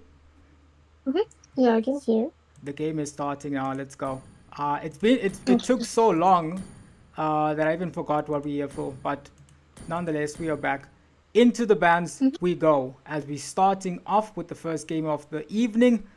After quite some time, both of these two teams are very fantastic, obviously. And now we are going to go straight into the game. It is going to be SERAPHS with the second pick and Void with the first pick. What are they going to ban out? Angelic Fury coming in with the ban for their team. They are still deciding, obviously, as we are here. It is an opportunity for them to ban out. I don't think they have faced each other in quite a bit. The first ban is, if you're looking at the lineup right now, I think it makes sense why they're taking out the Gwen, because the Gwen is always something that can be a problem, eh? Yeah, definitely. So yeah, we're still looking at the bans right now Valor as and we royalty see in a that they dead next. body. Ooh, okay, they respond with the Leo ban. I think Leo makes quite a lot of sense in this situation. It's pretty meta, obviously, and I think that if you leave it open, it does give a lot of opportunity for them to get something that's a lot aggressive. So I understand why they took it out in that instance. I am a daughter of Northern Vale. Your team I is swear to banning. protect it till my last breath. Ooh, okay. Lots of like I feel like both of these teams have studied each other because the bans are very quick. Very quick. There's the ban comes out. greatest magic Even this, no, that they're moving so fast. Next ban coming out. Yeah. It's like there's not even time to discuss why it got banned out. No, it's just like no, we're taking it out because it's gonna be a problem. Oh, it's a Hellcat out. You guys have got hit with a Hellcat out? Okay, that's unfortunate. Hopefully the Hellcat out gets sorted out for you guys. Void G might. I think Void banned out. They banned out Hellcat, so that and they activated Hellcat's out. So that's exactly why you guys couldn't see. But hopefully you guys are fine right now, and you're able to properly see the bans as we're speaking right now. Next bans are coming out. I mean, both teams. So far, I like the way that they are banning out the heroes. The only one that I would say maybe is new in terms of the way they're banning right now is probably going to be the glue, because I haven't seen a glue ban in quite a bit, but they're definitely taking their time to think about their bans and their picks. Fight. Fight for the ultimate answer. Your team is picking. Ooh, next time. Now it's time finally for the picks to come in, as we do see that they do ban out something right now, which is pretty cool, but the next pick is going to be coming in from the side of Void, and they take up, they're thinking about it, they lock it up. That is a comfort pick for the side of Angelic Fury. I'm assuming that's the person who's going to be going on that position. Now here comes the two picks from SERAPHS. Rhino online. They go for They the- are really fast with the picks. Bro, I feel like these teams they're not even waiting. They're just going instantly into the bans, man. No waiting needed here. They're just going straight for it. I've Oh, really early pick for carry. Oh, certainly. Do you guys like how it looks? I like how it looks. But anyways, that's just a preview of what's to come. In the meantime, we're gonna be back here. Let me know what you guys prefer. We're gonna be using that later for the men's. But anyways, we're back into the draft. As you see, Lotus is the one with the next pick for their team. Lotus and Juvia, obviously, people that have studied quite a bit, and they've studied each other quite a bit. And now they're now going to be deciding what to go for the last two picks. They're going for the Halos, very aggressive, but it is very risky to go Halos into that Grok and that carry. What would you pick here? I would, Winters have yeah, led not to this not really the Immortal One highlights, chose but me to maybe a vanquish the pick of them. shadows that plague this world. But I guess they have like they have Tsushin in their team. So Yeah. it can work. Yeah, the combo might work. Oh, the combo can definitely work out, but I'm just worried about the carry. Carry has the ability to mount you to oblivion Mouse, if you yeah. don't, if you're not prepared for it. Eh? That's the risk behind that hero. Among the planes exists Oh, the the I think the equilibrium, screen is frozen. which I Okay, was never made mind. for. Yeah, they're coming out with the Eve. I love sleeping. I'm glad you like the new interface. That is good. Astro, I hope your screen is better. I was just showing you guys what's going to be coming. Obviously, a lot of the features need to be tested out, but yeah, I think I'm excited to show that how that's going to be looking. But we are going to be back in the game right now. Noragami from the side of SERAPHS. They take out the Claude, which means, I mean, if you don't have the carry on your side, Claude is a mixed best ban. My That's the kiss. idea behind it. Your team Will it is grant banning. immortality? Astro, if you have a black screen, Or just reset death. your, just refresh your page, man. Ketsuka with the next ban for their team. What are they gonna ban out is what we're gonna find out as the game progresses. This is the fourth game in the sequence of things. There are gonna be 2 games left over here, and by the end of the evening, all the teams that have played today are gonna be looking at the points, looking at how they stand. Obviously, if you look at the bracket, both teams are, the groups rather, they're going at the same time. So it's not going to be Group A, then Group B, then Group C, then Group D. It's just 2 groups, and then we're going to play all the games simultaneously, and by the end of it we're going to figure out who the top 2 in each group are. Obviously, since there's already been a night of DQs, a much different tiebreaker method is going to be used. So you know how it normally if there's like a tiebreaker, right? What happens is that you just look at the time and be like, oh, okay, this team finished at this time, this team finished at that time. But since there was actually no matches happening, it ended at 0 minutes, we're gonna have a match instead.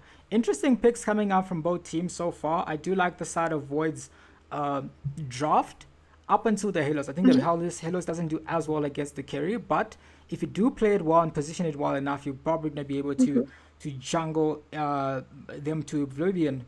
But I'm seeing that the next ban is coming up from the side of Lotus. She's deciding what to go for here. They don't have a jungler. The Leah's been taken out, so the options are also getting smaller and smaller for the side of SERAPHS. We're going to find out how they decide to pick this up. Alpha is out. So now Kitsuko is going to be forced to pick up a different type of hero. There used to be a point where if you leave open the Lancelas and the YSS, it was just instantly locked. What's going on with our server? They're very scared of the YSS and Lance. Or at least even in the men's side, they're not picking up the Lance and Y. Lance is hardly ever picked, eh? I think I saw it on Akira Protocol, though. They do like playing the Lance and YSS. Yeah, but it's not really like a good pick right now with the new metas. So there are definitely better junglers. in me? I definitely agree. But the Fred comes out. I was sensing the Fred when I saw the carry. It looks like it's Ecstasy coming out with the Petrify on the Bane. I'm not certain they're gonna lock it. I don't think so. I just think it's like a placeholder for something else. Lotus with the last pick. They don't have a marksman for the side of Void right now, so it's still quite a few options. They are comfortable on the Sora. They're also comfortable on a few other heroes, like I've seen the Claude has been taken out. The Clint is also something that Lotus is comfortable on. So quite a few options available for them on their side. Now it's all about how they decide to do this, but they do lock in the Sora. And Lotus is still deciding. A few seconds left before the heroes needs to be decided here, as we are moving into the next phase of picks. 4 seconds, and she goes for the Irithel. That is their response to this draft. Irithel, makes sense. What are your thoughts on it? Yeah. Oh, I was about to say like Hamby, but okay, they banned that out. I didn't see that. Yeah, she definitely can work with that type of draft, and she has mobility, which is good against carry. So yeah, it's a pretty good pick. Yeah, certainly. So it's going to be allowing them to move in and out of those team fights and not get picked off as much. 2 fantastic draws from both teams. That means that it's going to be a very, very, very aggressive gameplay to pick up the Phobius. Ketsuka is going to be on the XP. Noragami is going to be on the jungle. So this is quite new, no? They're swapping it around. I thought they're going to do a swapperoo there, but all members are ready. Hopefully they know that all the skins are open so they can pick it up. I'm specifically looking at Shade X Cat, but I'm pretty sure she knows that, as we are going to be having the battle of the skins and the battle of the gameplay. Looking at the votes right now, actually, did I look at the poll? Let me look at the poll. 72% of you are thinking, it's 74 if you look at K, right? K is part of that. Did you already vote? No, I didn't. So you're going to go vote now. You're going to go vote to make it 70% for those. So the underdogs in terms of votes right now are certainly SERAPHS, who are going into this best of 1 series with one objective, is to try and make an upset happen. But the same thing can be said for the side of Void, who are equally looking to make sure that their fans that they're here to watch them are going to be able to enjoy the game. So SERAPHS versus Void in the best of 1 series. This time around, the side of Void had the first pick. So let's find out how they do. Again, best of 1. So whoever wins this is certainly going to be in a good position to qualify in their group. You're going to be taking you in the rotation. Looks like Juvia is going to be going the wrong position. Same thing here with Ecstasy in the XP, because sometimes you do get a Halos, but Halos has 100% win rate so far. If you look at the game that Mami MJ played just now.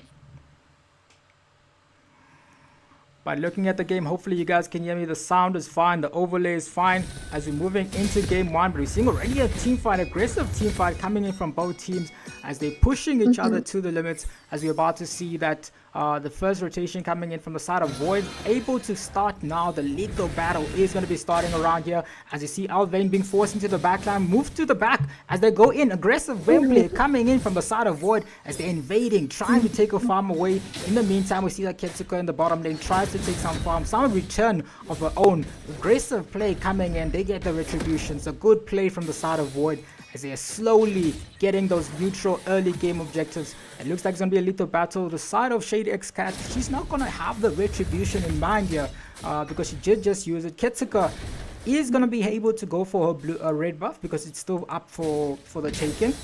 Not getting much. I mean, they did do a good invade from the side of Shady X Cat, but the small creep trade definitely balanced out the favor for the side of SERAPHS, who were actually going to be behind if they were unable to respond to that early game invade. Oh, actually, I did realize that I see Lotus is walking into a turret. So I believe that is a pause from Kai who paused the game for the side of Void. So yeah, you guys are not going to have so much action going on. Hopefully you guys are not at the edge of your seats and you're waiting. Now, admit it's a good chance to go get some popcorn, you know. You guys can go get some popcorn and wait for your team. But there is a pause. Look here, guys. She came all the way from the goal lane towards this area, so she's definitely lagging. But it means that you guys have to wait just more longer before the games are gonna be. But let me know what you guys think of the game. Okay, I think both teams are already finally back. Lotus is back, no longer lagging. As we are gonna be moving into this stage, we're seeing that the next gank is gonna be coming onto Dimple Druid. No level 4 yet available for Shade X Cat. She does believe it's a good opportunity for them to start with this gank as Dimple Druid. I believe I haven't seen her on Marksman possibly ever. So it is going to be slightly overextension from the side of SERAPHS here. They do want to make a gank, but I believe Dimple Druid knows that they're there, which means that if they don't secure the kill, they're going to lose on that objective. Not super sure about the play right now, but it does mean that the retribution is not going to go for their side. So they do definitely need to try and commit to get this skill on Dimple Druid, who knows they're there. So now it's all about that, but that's going to be the first hurdle going towards the side of SERAPHS. And now it looks like it's going to be a good opportunity for them to try and invade because they already know that the jungler isn't available for this. So the retribution goes to Ketsuka, but smart rotation from Shade X Cat as she returns the favor by taking a blue buff of her own. Yeah, so it's just blue buff for blue buff. Blue buff for blue buff, but it looks like Shade X Cat in a tight position here, but safely makes it out alive and going to be able to disengage in that. Isla giving a bit of zoning. So far, both teams with 0 kills, but certainly a lot of pressure on the map, don't you think? An exciting game indeed. Yeah, definitely. Certainly, as the Halos tries to go in very low. Juvia is very low, needs to go back to the base. Doesn't have the level 4 yet, so no glorious pathway. But on the other hand, we see that Isla already has the tectonic charge here, the wild charge ready to try and go into this team fight. Elvain still there, zoning them out. Dimple Druid still farming up quite a bit in that lane, as we see that they are still trying to wait for the fight to happen. It hasn't happened yet. Ketsuka is still farming. 0 kills on the board, 4 minutes in. These teams are playing it safe. If there was ever like a safer game to have, this is the safest game I've seen so far. I feel like whoever breaks it is going to be war as soon as it starts right now. Yeah, definitely. They're just quietly invading each other's jungle. Oh, definitely. They're just farming each other. It's like a farming invasion simulator, as we see that the next fight might just be happening in the top lane. Noragami versus 4 people.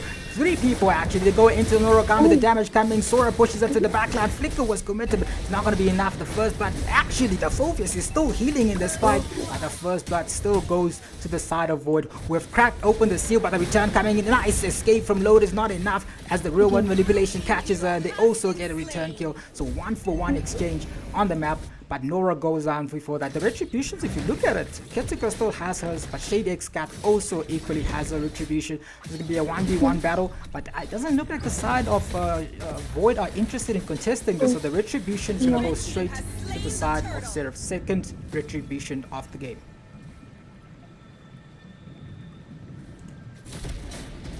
Kay, what are your thoughts so far? I mean, the game is still happening. Not a lot of kills, but a lot of trades around the map. So it's a battle of the macro from both of these teams. Yeah, definitely. I think like Void would be a little bit more aggressive because they have the draft for it.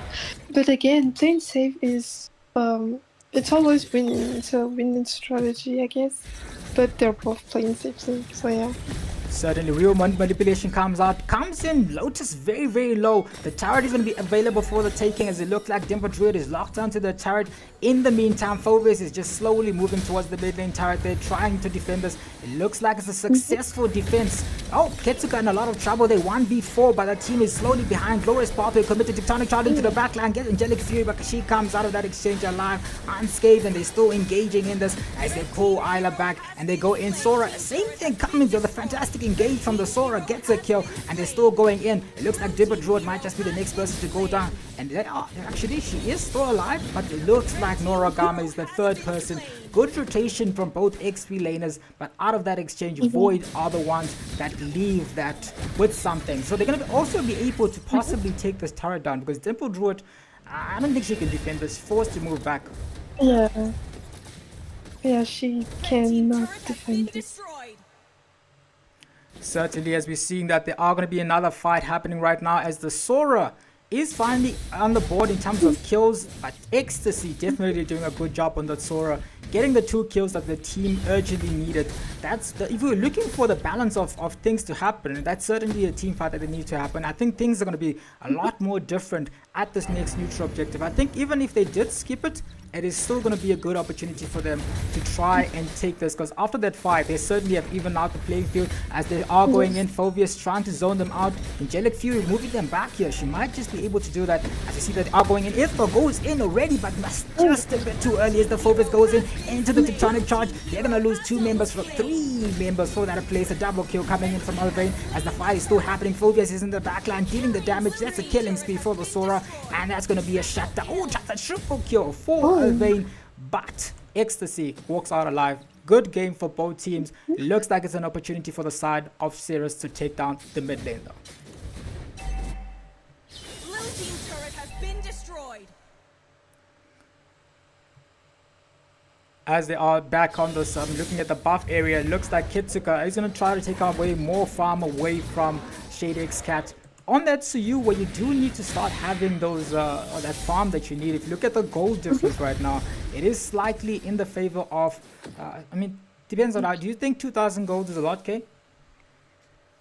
Not really a lot, but it definitely can change the outcome of team fights.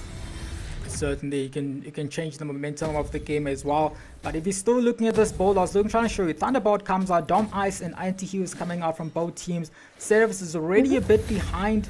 Not really behind, they've been ahead when it comes to the gold, so they're able to spare and itemize a lot more different. As we look here, Shade X Cat is waiting for someone to make a mistake. In the meantime, I think maybe the Retribution is what they're going to go for here. We're going to have to find out if that does end up happening. As the level 11, I think Shade X Cat is trying to return some of this. Oh, but the Retribution was already in play, because now it is time for level, what are you doing? Is this 30 seconds towards the next neutral objective? The only thing they can possibly try to do right now is try to make those kills happen, especially on Dimple Druid. If they're able to catch her off, they're going to be able to get the position that they want. They want to be the ones that's leading here. And Heaven, you are right, we do have a female caster, and that is Kay. Kay is here. She volunteered her time on the weekend just to come cast. Yeah. But in the meantime, I'm seeing a battle happening in the top lane. Phoveus goes in. The next person in trouble might just be Ecstasy. Can she escape this flicker into the backline? Gets the no. The Eve in a lot of trouble, but Appraiser Drive comes and secures the kills. Real one manipulation comes in. They go in with the Tectonic Charge. Island with the damage, with the tanking, but they just pulled back into that. Damage being all around. Sora might just be able to get a kill on the. Ooh, Fredrin escapes barely with a bit of health, and they're going to be able to go for the next objective. SERAPHS are doing well. They were doing well, but Void is also just trying to get back into this game as the gold lead slowly slips away from them. Fred is very afraid of going for the Lord because the one bonk from the Lord is going to take them out. Was that a Retribution? That was not a retribution. Good It was play not. coming in from Shadix Cat, getting another turret for them. That's going to be the second turret going for the side of Void. And when you look at the gameplay, when you look at the draft, you might think that Carrie will be like the one who is gonna dominate the map, but it's actually Eve, which is pretty surprising. She's just so good at zoning those people out with her ult. Definitely, man, as we're seeing that there is going to be another push. K is right though. I mean, if you look at the game is very, very slow in terms of kills, which shows that the patience coming in from both teams. Because in the first game was very, very dramatic. A lot of damage coming in, a lot of action. But this time around, the teams are playing it slightly safe, playing it a lot more safer. Even right now, they're not even clearing the lanes. Shadix Cat is going to go take the of the Lord, but might just lose the red buff at the point of that.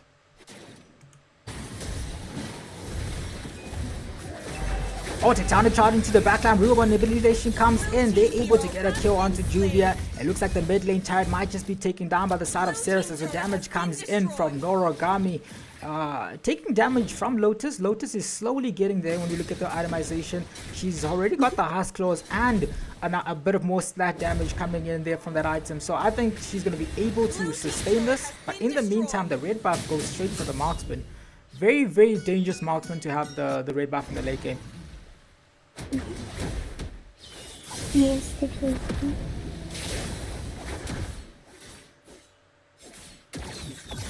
Certainly, as we see that the Sora is available right now, trying to make some defense happen here for their team. 3 kills for her though, so I think Ecstasy is doing a good job of being the XP laner that's needed in the team fight.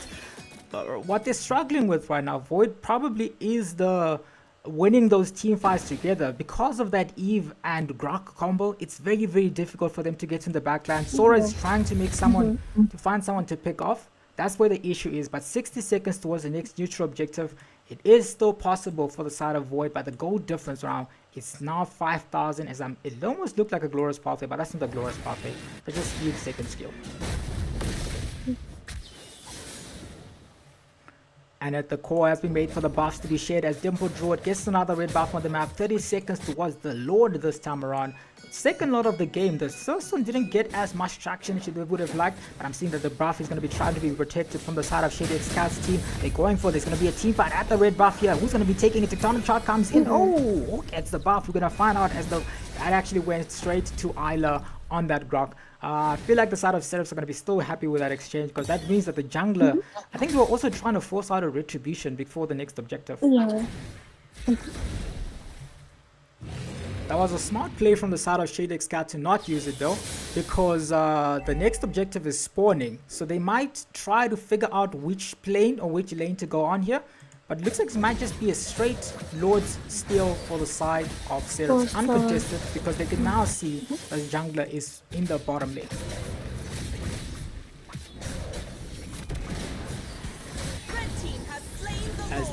As you've seen in that instance, it looks like the side of Seraphs gets the second Lord of the game, and it looks like they might just be able to end this. With this Lord, 2 turrets to 6k, do you think that the side of Void can defend this? Only if they can take out Eve and Carrie, and only Eve.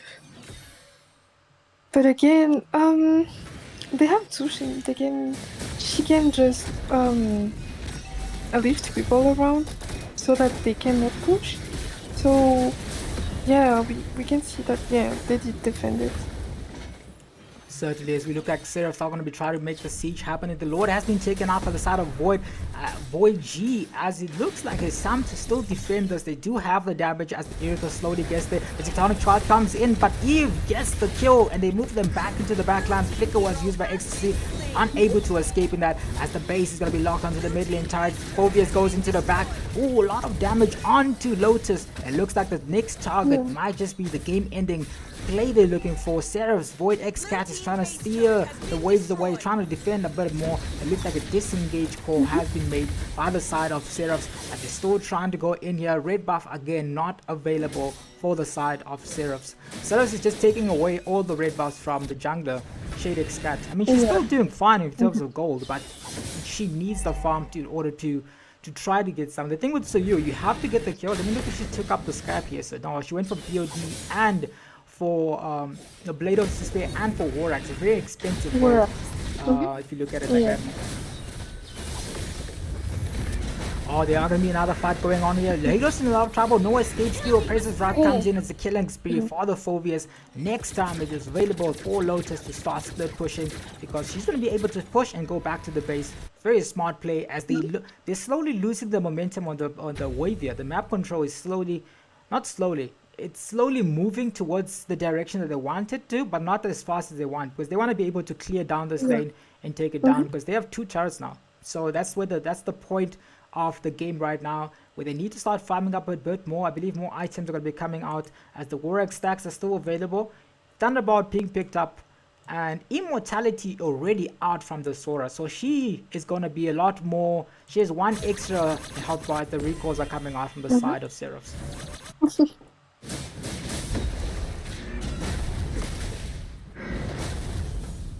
Another fight going in on the top lane. Phobius is going to be happy to deal with this 4v5 situation, 4v1 situation. Now it's a time for a 1v1 situation. Let's find out who wins this battle, as level 15 for level 15. But Shade Xcat says that she's going to disengage from that as the next Lord is spawning. So maybe the call is now they're going to try to contest. I'm still not sure if they're going to contest this, because it is Lord time. It's time to take down the Lord. But now they've turned their focus away. I'm not going to look at the Lord. I'm going to look at this 1v5 situation. Phobius flickers out of that exchange, goes into the backlash, dealing the damage, trying to survive. It's going to be Phobius versus the wall, but Phobius is not going to be able to get out of that exchange. I think Phobius will be happy with that exchange, because the team finally got the Lord, but it is time for the SERAPHS. SERAPHS is still pushing to try to get more buffs. Void's team, they get 1 more push here, so they're not going to commit to it, because I see that the side of SERAPHS are back on the map, so they're going to disengage as the Lord is coming. I think the trade was okay, because Phobius is going to be back in 20 seconds, but not in time to make a push happen though. That's the thing, they're missing a member to make the push. It was still a good play for the side of Void. Yeah, definitely. Okay, there's going to be a fight happening right here as the Lord is pushing down the mid lane, and he's being drawn to the side by the side of Void. Juvia pulls it safely, and Eve comes in. The Titanic Shard is in play. Real manipulation. Titanic Shard into the backline. Purifier comes out. Eve is still standing there. Righteous actually take out. There's the Immortality I spoke about. SERAPHS is trying to get a kill on the Sora. They do manage to take down Ecstasy as they're now taking in their side, also the base. The waves are coming in. They melt down Juvia. 3 members left alive. Sora wants to try and get out of his skills alive. I mean, Juvia is there. In spirit, Lotus has the damage. They do get the push, but Immortality comes out. They locked into the base and trying to end this game. Dippledraw's team is able to make this a 1-0-1 for their side. If they're moving to the next stage, they're in a good position to qualify after winning that game, because there are more games. They're going to be the one to put the 3 points for their side. Good game for the side of SERAPHS. 60, how many points was it? No, it's actually, I feel like some people changed their votes during the game. Good game from both teams. I think it was a fantastic execution of the drafts. Just a much better game from the side of SERAPHS, who were able to get this game in a 1-0 win. So it's a best of 1. Obviously, these teams are still going to get a chance to meet maybe later if they're able to qualify. But we're going to find out top 2 teams are going to be qualifying. Next game is going to be taking place.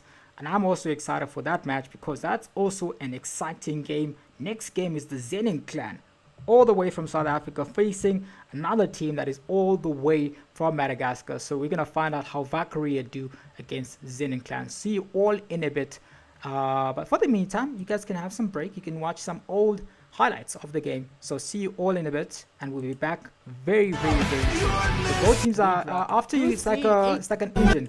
After the game starts, you are able to, it's like moving like a choo-choo train. So we're back in time, and we'll see you all in a bit. has anything to say about it, and he does. The killing spree on the Rome Kaja. That is going to be a big advantage kill for Tribe.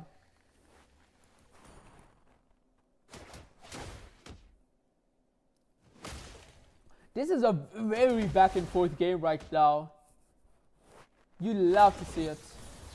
A lot of damage being dealt to this Murta right now. The Lunox commits the ultimate, and that's a killing spree on the Lunox. That is huge for the side of Tribe right now, especially looking at how low the Moscow is bot lane already.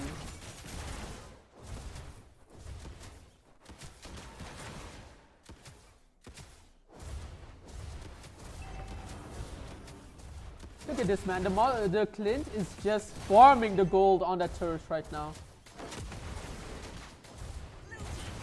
And that is Turtle going to the side. And Moscow very low right now. He's barely able to make it out alive. We now see Tribe's signature aggressiveness on the enemy jungle. That's a huge ult by Kaja on the Fossa. Fossa makes it out alive somehow. We see a huge engage here. Gusion goes in, gets a kill on the back line there. And we are seeing a full-on engage, mega kill by the Lunox. But is that going to be enough? Sora goes in. Huge damage coming in on the Phobius. Phobius dies yet again, but this time to the Forcer.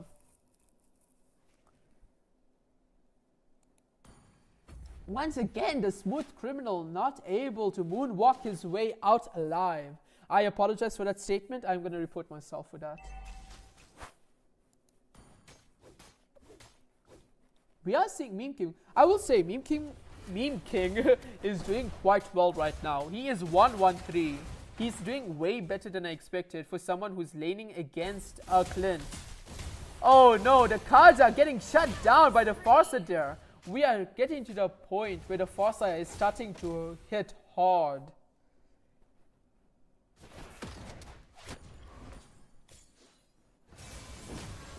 Oh, ultimate getting secured already because Gusion is right there. That's a huge shutdown by the Gusion. And a mega kill by the Forcer on the back line. Control of the game coming back to Crimson Knights. That is huge.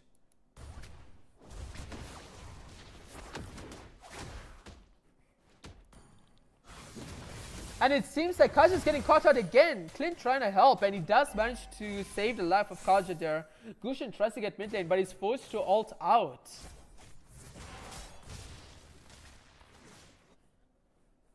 It seems like the side of Crimson Knights is just trying their best to secure this bot lane objective for the Moscow.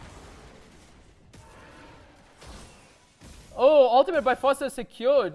The minion is very low. Oh, what is this? A flicker jump by the Minnow. He is forced to run away normally. Can he survive? No, he cannot. Huge damage being dealt to him. He goes back in, but he dies almost immediately. We do see the Gusion trying to get this objective here. He does have his retribution. That is going to be Turtle picked up by the Gusion. Oh, Sora, huge damage getting dealt to him. Lunox did ult. That's huge CC, killing spree by the Gusion, but not enough. We can see the Haya getting huge damage on the Gusion, and that is a shutdown for the Haya. And we can see from the builds that both the Haya and the Lunox have Sky Piercer builds. 3 people with Sky Piercer on their team now. That is bold. We did also see the Moscow pick up the bot lane, whereas Phobius picks up the top. What an even game this is so far, 12-12.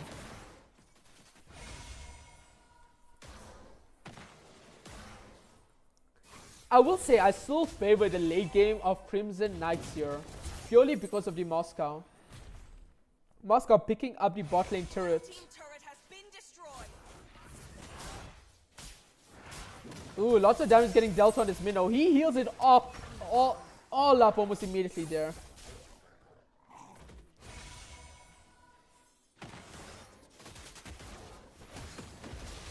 Oh, Sora flickers in. That's a huge ult by him. That's Foster ulting the background. And Minnow survives, flickers back to safety.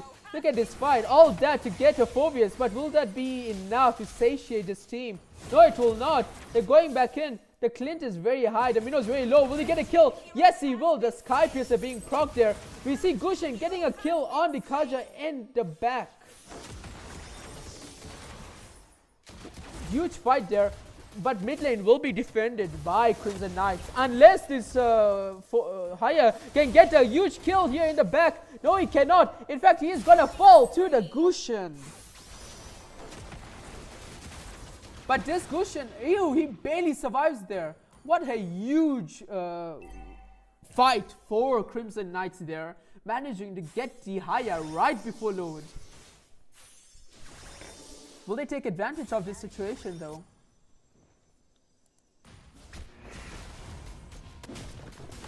Lots of damage being dealt on the backline here. Foster does ult. The Sora a bit low here. Forza, that is gonna be mega kill for the Gusion. We see them going back in. Huge damage getting dealt by the oh, look at this. The Gusion goes back in. We do see the Gusion does try to get a kill on the Clint, and he does get it. That's unstoppable. Higher ults into nothing there. That is another unstoppable for the Forza. And this should be the freest load to ever be for the side of Crimson Knights. We are getting to the stage of the game where the late game, mid game to late game power spike is hitting hard for Crimson Knights.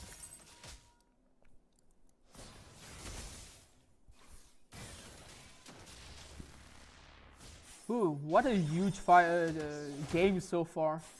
Currently the control is firmly with Crimson Knights, but how long will that last? Sora goes in!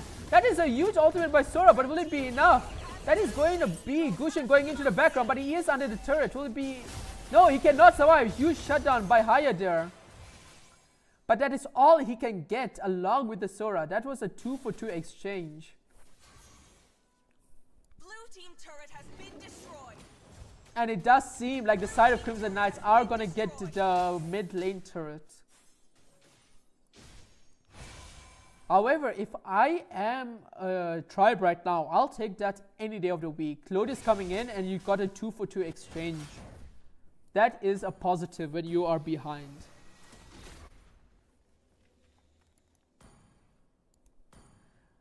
And it's also a wasted load. The side of Crimson Knights not being able to do much with this load here.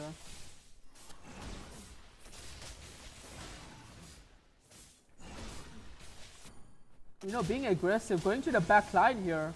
Try to defend load. The Forza getting absolutely dealt a huge amount of damage in the background. She manages to survive with a flicker.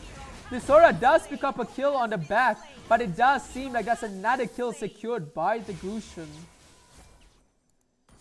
Similar story to this Haya. He is stunned. That is a huge engage by the Forza. Manages to get the godlike. Looking at the build, she's getting this godlike for the love of the game. No Sky Piercer.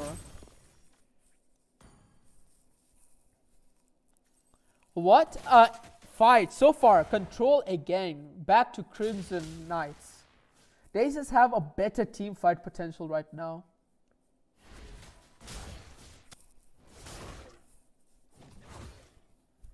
Oof. Yeah, with a Moscow being fed right now, not fed, but just getting to the late game stage, it's going to be difficult for the side of Tribe to make a comeback. But they do have the Lunox, and Lunox is terrifying late game, folks. Looking at the builds, there's 3 Sky Piercer stat not working out well for Tribe. There's 0 stacks on Sky Piercer for Lunox at the moment.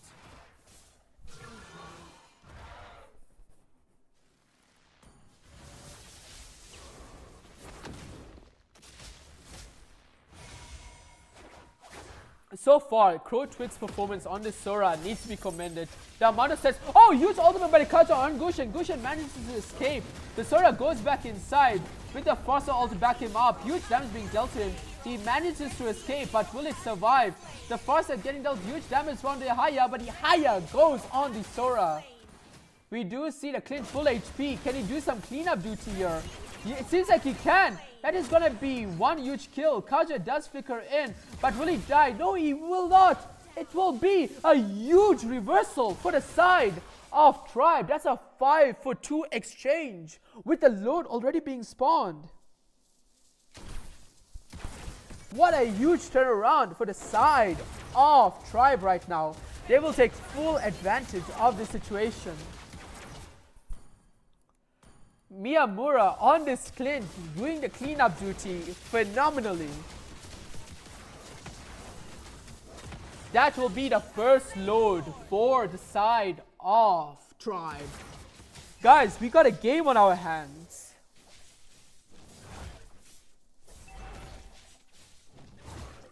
Because of that huge team fight, we see that Tribe in fact have the gold lead right now by almost 2k. Scrutinized has his kidney on Tribe winning this game, and currently his kidney might be surviving.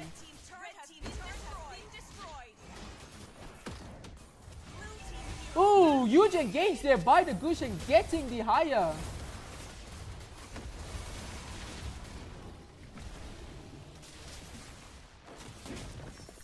They do survive the load fight without losing an inhibitor. That is huge for the side of Crimson Knights. They want to get back control of this game now.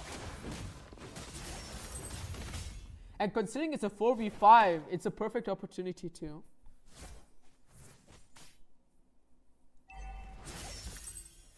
Ooh, Sora going for the backline. Lots of damage being dealt to him. He miscalculated that. The Lunox damage late game coming in clutch against him. He got absolutely melted there. Gushin being ulted by Dikaja. That is a huge engage, but Gushin makes it out alive thanks to Minno's ult. Oh, Bailey, look at this damage by the Clint. Can he get a kill on the Minnow? No, but Lunox will. The Sky Piercer on the Lunox finally coming in clutch with 30 stacks. Look at this Gushin, huge engage, but he's not going to go back in. He's going to play it a bit safer than that. Oh, my apologies. It is Crimson Knights.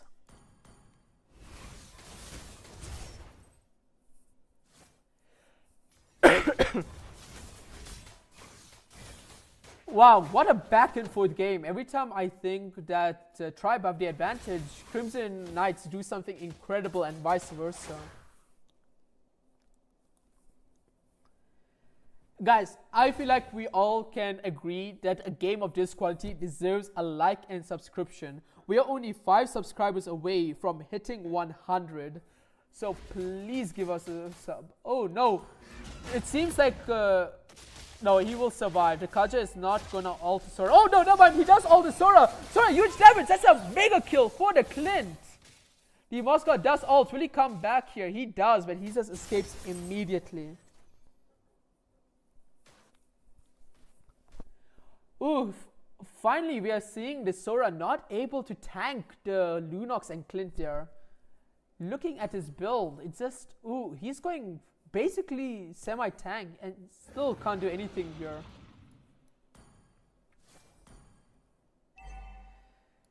The load area full control for the side of Tribe.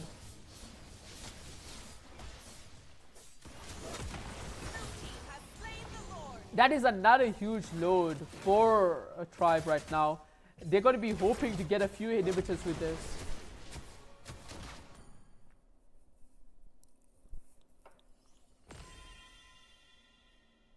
Ooh, 2 immortalities picked up for Tribe there, for Captain Levi and Fractus.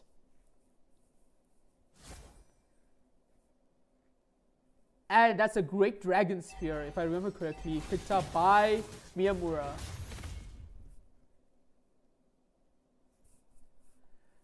This is going to be a make or break team fight for the side of Crimson Knights. If they can survive this load, they are still firmly in this.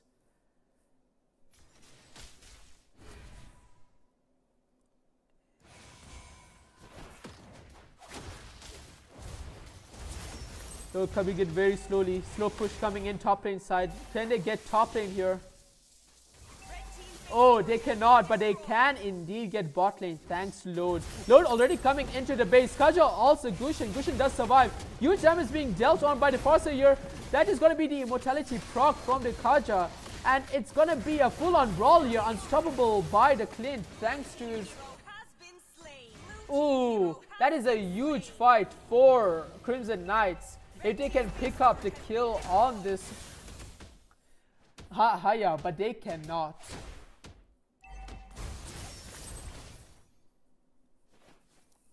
Both the side lane inhibitors are lost by the side of Crimson Knights, but that is fine. The mid lane is standing and they are alive. They're going to be thankful for that.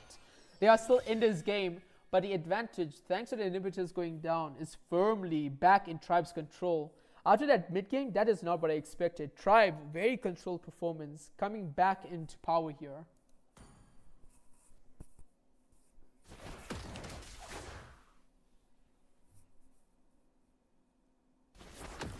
Sora being a bit aggressive here. He is a bit isolated. The Forza is there for backup now though.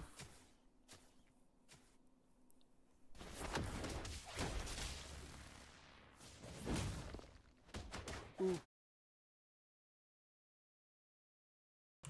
Welcome back, everyone. I hope you had a fantastic brief seconds, because now we are back in the lobby. I'm trying to figure out what the trouble is for this team. I hope you guys get the reference, because they don't have a player. Zenin clan is left. I'm back joined by K, who is here for this should be the second last game of the evening.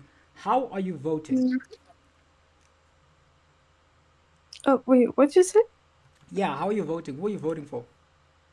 Oh, on this game, I am voting no one. You're I am voting no one. unbiased on this Is it one. because is it because of the last game where you voted and then your vote went away? Yes. Ah, fair. Okay, so you're saving whoever team you're gonna be supporting. But yeah, we're gonna be starting with this game very soon. We are just trying. What is going on? You see, guys, it's not our fault. The teams are just a lot more confused today. So I guess it is a break, and if they're not here on time, we're gonna disqualify their teams. So I'll see you all in a bit. Back to the music. I'm pretty sure you guys are gonna hate this music. Tomorrow's games are gonna be a lot faster, because the teams are probably gonna know what to do now. So we'll see you guys in a bit. Cheers. Let me go find out what's going on here. What's it gonna take to erase my sins? When I've done nothing wrong, I've done nothing wrong at all. I've said it all before, but don't be surprised when you say may come alive. When there's nothing in between us, I wanna tell for myself, I wanna die for a die.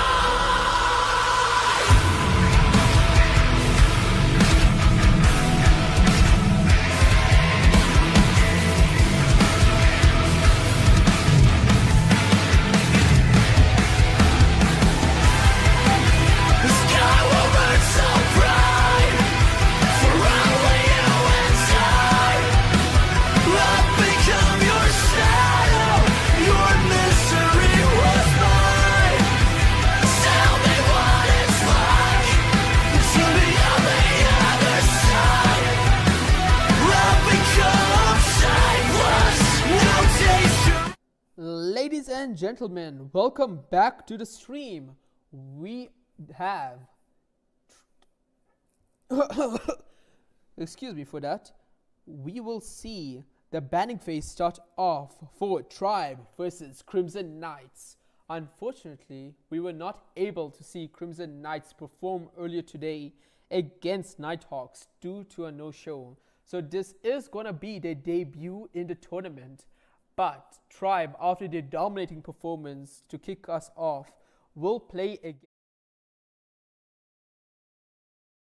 Welcome back.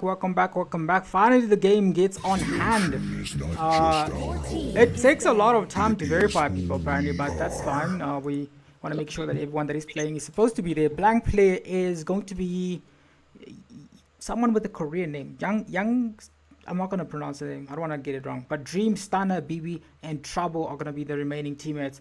As the bans are out, K has chosen not to vote for a team. But I am seeing, I also want, I should have asked, how good is your Chinese? It looks like Mandarin, right? Is that Mandarin? Looks like Mandarin. How good is it? Yes. I don't speak Mandarin. You also don't know how to read it? How are we going to pronounce them? Yeah, I don't. I'm just gonna To the greatest night show of all time. Yeah, we should have asked them probably before that. Yeah. Okay, that's awesome then. The Immortal One chose me to Your vanquish the team is shadows banning. that plague this world. Okay, there we go. As the bands coming out, the Harley and the Suyu band coming out from the side of both teams. Harley isn't understand. So they're focusing on jungle, but the one I'm interested in is that Halos. I don't think I get to see that picked up anywhere. I mean, not Halos, the Atlas band. I don't get to see that band out anyway. Yeah, even I don't think Krista Queen she plays Atlas. I'm not sure, so I don't know why they banned him out. I think so too. I think that Crystal Queen maybe is pretty good with that hero, right? With Atlas? Yeah, maybe that's the idea. Maybe they're pretty good with that. Maybe, but I don't see her with that hero like usually. Certainly, and I'm gonna see. I think the side of Valkyrie is there in person, right? Welcome to Grok's castle, team tiny is there. friend. Okay, good ban so far from both teams. I see that they are banning out the Grok. Hanabi ban also. Trouble might play it, but the thing is, the only thing I'm looking at right now is how are you gonna search up or ban out the side of like how are you gonna ban out S5 if you can't read out the names? How are you gonna search for them? How are you gonna make strategies happen? How are you gonna ban it out? Is the other issue that we might get. So let's find out how the Zenin clan do. But what are your thoughts so far on the bans? They don't want to be stuck in a lot of hero pools right now. Like I see they banned Headless, they banned Rock also. Yes. Yeah. That's they don't want to. yeah, and I'm Kai. Apparently, so I joined with my account, and then Kai's asking me to verify. I'm like, what do you mean verify?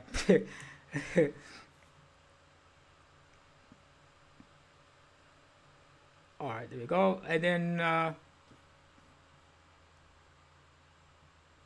yeah, so we're gonna be jumping into the game. I'm just checking if everything is well, but I do see that the Camilla pick is coming out from the side of Stunner Girl's team, and it's gonna be on their Roma, who was anonymous. So if they're the hero that they were hiding, it looks like it was the Camilla. What are your thoughts on Camilla?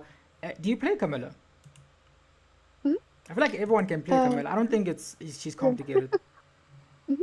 Yeah, but the thing is, she needs to be followed all the time. Valor and royalty in a dead body. So it's about the coordination. So if they do want to make this Camilla count, they need to coordinate a lot better.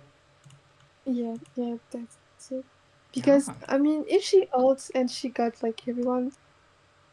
What is going on? What is going on? Why is there a pause? Today is a long day, eh? Yeah, definitely.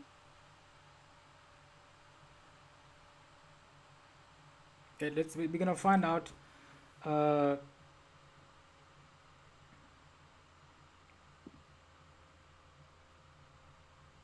me just find out from Kai what the pause is for.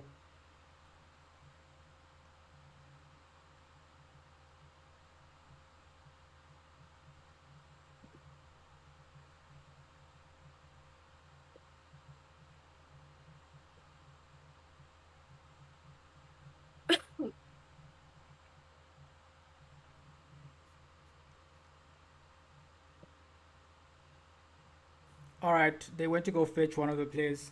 That's what the pause is for.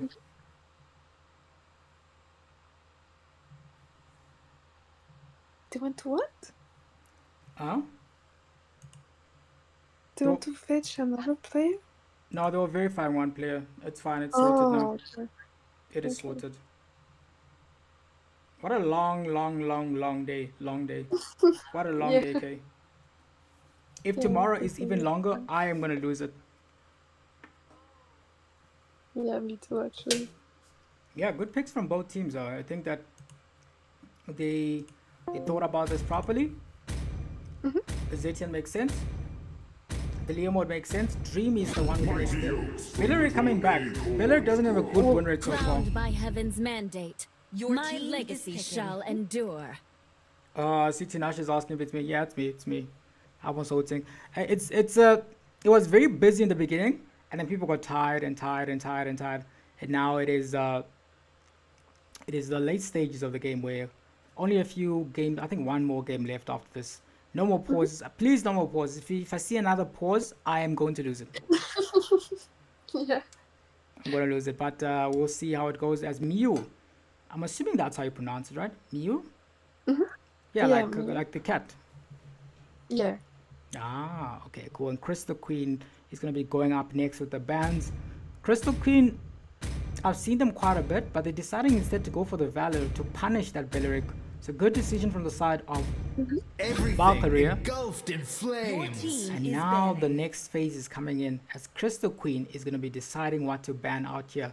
They don't have a jungler yet. So it seems like BB or Dream might go for the jungle. I'm assuming it's going to be BB on the jungle based off how I've seen the players play. I think Dream plays a marksman. Yeah, I think so too. Is that Karen casting with me? I don't know. Did people call you Karen? No, I don't No. think so. I think it's just K. It's K. It's Nigel and K casting. Yeah, but the next. Oh, I think I know Karen. No, no, that's K. Crystal Queen with the next ban for their team. They're still deciding. It's They my take out the way or Ixia the and the highway. Hanabi, Is two there. marksmen that are very strong in. But they're also very mobile. So I'm not sure. I mean, they could have gone for the Ixia, yeah? Maybe the Ixia Camilla combo. Oh, I see the way. I see the thought process behind this. The Zetian Camilla combo is pretty good. But where is Belleric going? XP? XP Belleric? Chivalry is dead. Your I team Yeah, I is think. ready. Yeah, I think it's better with XP. Oh, that's some exciting. That's different. That's different. I mean, we can probably find out later from the coaches what their thought process was behind certain picks and certain heroes, you know. But I don't like Belleric that much. I only like Belleric if you're countering a Carry, if you're countering a Melissa, or if you're countering a Kimi or something. But people are they're very fond of the hero. But I don't hate the hero. I just think they're much better heroes in the game. But you see that the ball comes out from this hero. It would have been a good jungler to have for the side of the Zenin clan. We did ask about the Zenin clan. I'm not sure if people caught up with the manga. Apparently, it's just the daughters of. They said the daughters of Megami and was Maki. I was like, oh, okay, I guess that, I guess, but that's the idea. BB is going to be having the one with the last ban. They're thinking about it. They don't have a marksman, and they take out the carry, which is going to be another interesting ban coming out. Crystal Queen. Can they get? If you look at the victory, I was almost going to look at the stats and say Madagascar hasn't won a game today. They did win.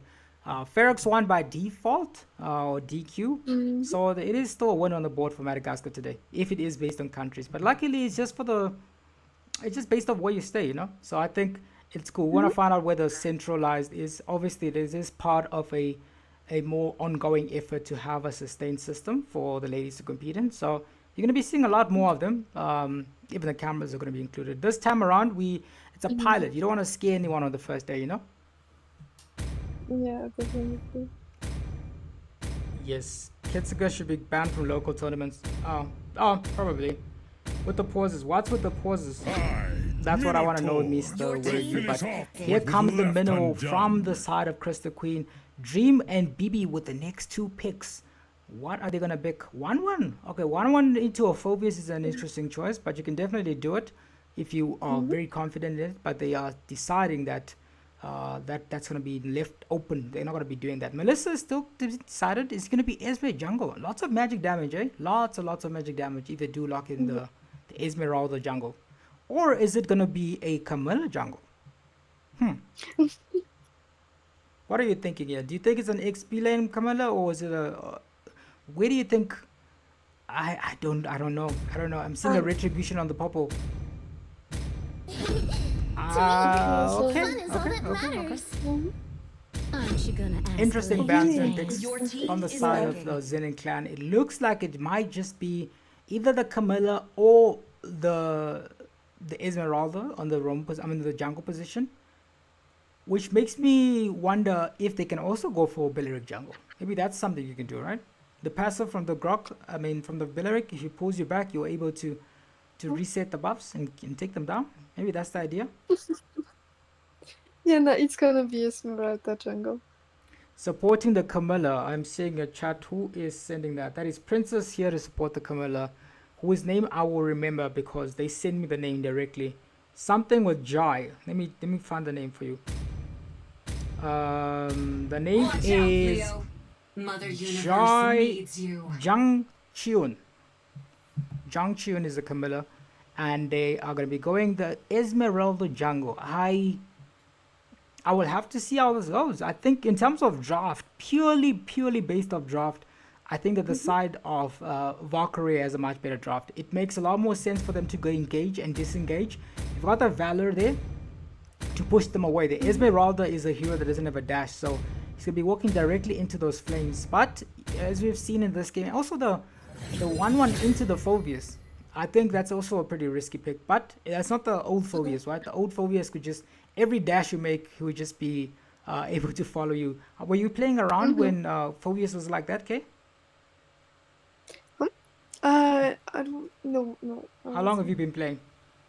Like 1 year? Yeah, one. I'm trying to figure out when Phobius got revamped. The old Phobius, every dash you made, it would just allow him to bounce up and down. That was the old Phobius. So I'm trying to figure out when that happened. But it's been quite a bit.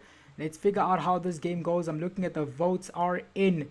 Who is going to take this game? The Zenin clan on that Esmeralda jungle? Or is it going to be Valkyriaa all the way from Madagascar? I know that the people are showing up. The time is actually pretty late for both teams. So let's find out how this game goes. As BB is available right now, they're going to try to make this push happen. On that Esme, I am interested to see how it goes. Zenin clan, best of 1 series up against Valkyriaa. Stunner Girl is available. Let's see right now. I see B, you you retracted your vote. So let's find out how the votes goes. I'm confidently going to say Valkyriaa based on the draft, but you can never know with the drafting in this server. I just think sometimes it's like, I don't know how to put it. It's all about how you execute the draft. Is the minnows already there? Please don't tell me that the person's AFK. No, they're fine. They're fine. I was getting worried. It's nearly 10 o'clock right now. Nearly 10, imagine. Yeah. Now here it's already 10. It's almost 11. Certainly, they are already there in the area. They're still farming quite a bit in the bottom lane. As you see that the Camilla is there. John goes in already in the mid lane. There's a team fight, and the Stunner Girl forced to use a flicker. Show stunning performance so far from the side of Valk, who are playing very aggressive. I believe they're all in person together, by the way. So that's pretty cool. Hopefully tomorrow we can see them on camera, as I see there is going to be a team fight happening right here in the bottom. It just look like Dream is in a lot of trouble. Not so sure if she realized the danger is in as the Mina goes in. Purifier comes in from the second skill of 1-1. She's still going to be fine, but it's a risky play into this comp, as we've mentioned. Let's find out how they do, as the level 4 might just slowly come out from Amon, as it looks like they're going to be able to do that and at least try to go for the next neutral objective. So far, Phobius versus Belleric. I don't think Phobius is going to be interested in fighting that. He's just going to be clearing the lanes and going away, because Belleric can't really push either way. Yeah, it's just gonna be like they're gonna clear the lanes and join team fights, I guess. That's the thought process in there. Certainly. I'm not sure who are you. I'm assuming it's Entity. Could be Entity. But let's find out as the fight is about to happen right now. The Minnow is available in this section. Crystal Queen giving a bit of vision for the team, because BB is doing a nice job of staying in that area. They have the Retribution, so it is a Esmeralda jungle. That is what they came up with, and that's what they're hoping to win the team fights with. The Wrath of Dryad is unlocked on Trouble. Trouble goes into the back line, but zones out once again. Might just be the pressure that comes from that, but Irith already engages. The flicker is not going to be available for Stunner Girl. She's very low. 1 hit away from dying, but safely makes it out alive, as it looks like the 1-1 going to try to go in, but doesn't have her ultimate ready. So all she can do right now is just hop and wait for the best, as the second or the first turtle of the game is going to go to the side of Valkyriaa, and this time it's uncontested. So they're still going in. Trouble goes in, but the Retribution comes out. Wrath of Dryad already commits. They're still going in. Leomord goes in with the Phantom Steed. Minnow and Fury comes in. They get the first blood. It's a 1v1 battle in the bottom lane. They get the kill, but in the meantime the trade was made. They are still engaged. That's a flicker committed from Mo. They're going to be able to get a kill onto Trouble. Double kill for Leo on the first day. Esme is back to the farming, but in the meantime they did get a 1v1 kill. Dream managed to take on the Irith.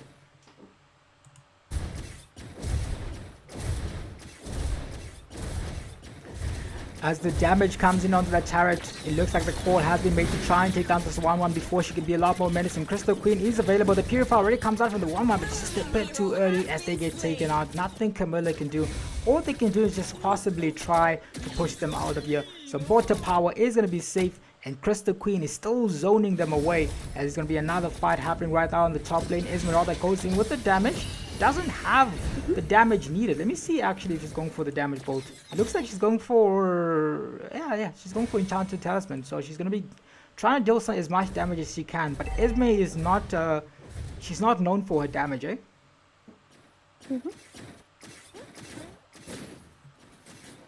As we see that Amon, let me say, it's Amonon. Yo, I'm gonna have to have a talk with them about their name. I don't know. Do you want to try, Kate? How do you do it? I'm calling them Amon. Is it? Yeah, it's Emanon. Emanon. Okay, there we go. Emanon is available. There we go. Got it. Got it. At least look, they want to make a gank onto Dream here. Is Dream gonna be able to? I think they all know that the other person is there, but no one wants to make the move. As the next objective spawns in the next 20 seconds, it is time for them to make a fight happen here. The good freezing of the lanes from Dream here.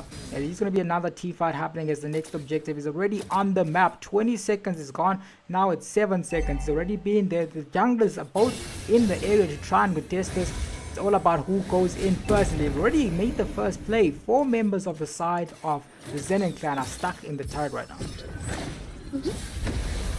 Yeah, and we can see that the Valkyriaa is coming down towards the turtle, but it's not. Yeah, I'm not really fan of the pick here.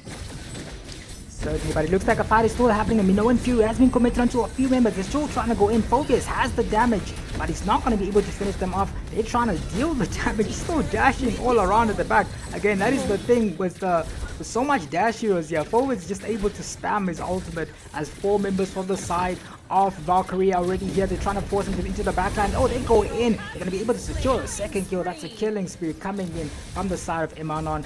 The pressure is there. The 1-1 is just resetting the Phobius passive. She's just able to jump up. The next person that's available is going to be... I mean, they don't have a lot of dashes, but that's how Phobius is just able to spam that. They're able to take another retribution. Valkyriaa might just be able to win this game very, very soon.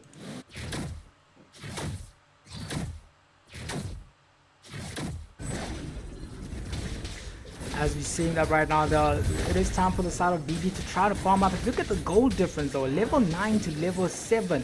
It looks like, oh, who gets the retribution there? It looks like they are going to be able to survive as the Esme manages. BB takes the buff away from there, tries to go in, cancels it out, thinks about it, still thinking about it, but uses to go back. So it's a defensive play. In the meantime, Phobius is not going to be able to get that Valkyriaa down. He's a tank man. Yeah. How did Phobe survive that? I think it's a lack of anti-heal. There was no anti-heal yet, but they finally do have it up.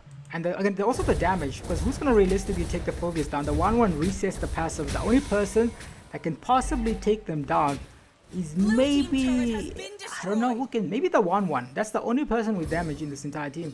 Zetian is also not known for damage either way.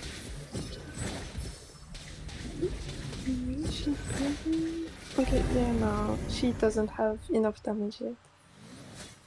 Certainly no damage available, and it is time for them to try and take this retribution battle down. It looks like Emanon is there already. It's going to be the turtle uncontested for the side of Valkyriaa as the Esme tries to go in. Phobius is going to be, I mean, it is the one lane they're going to be winning, but in the bottom lane, the 1-1 is extremely low. Revitalize comes out. 4 members are already there. The only person that's top lane is just the Phobius, and he's just going to be pushing that thing to oblivion because the Lord is about to come very soon. So they want to have the map control as Tian comes in with a few of the Phoenix, but no kill is secured as it looks very, very tough for the side of the Zenin clan. Yeah, definitely. We can see that. I think the side of Zenin clans, they're really late game heroes, but against Valkyriaas, they're looking early games, so the damage is not here from the other side.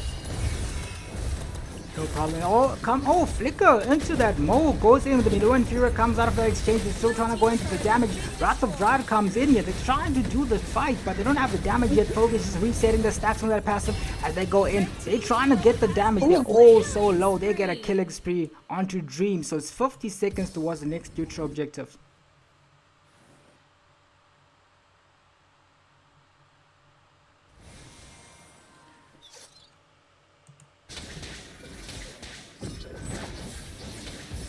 Okay, it finally looks like Madagascans are winning this game, as it looks like they are slowly going to be able to get another Lord uncontested. All the objectives so far have just been uncontested.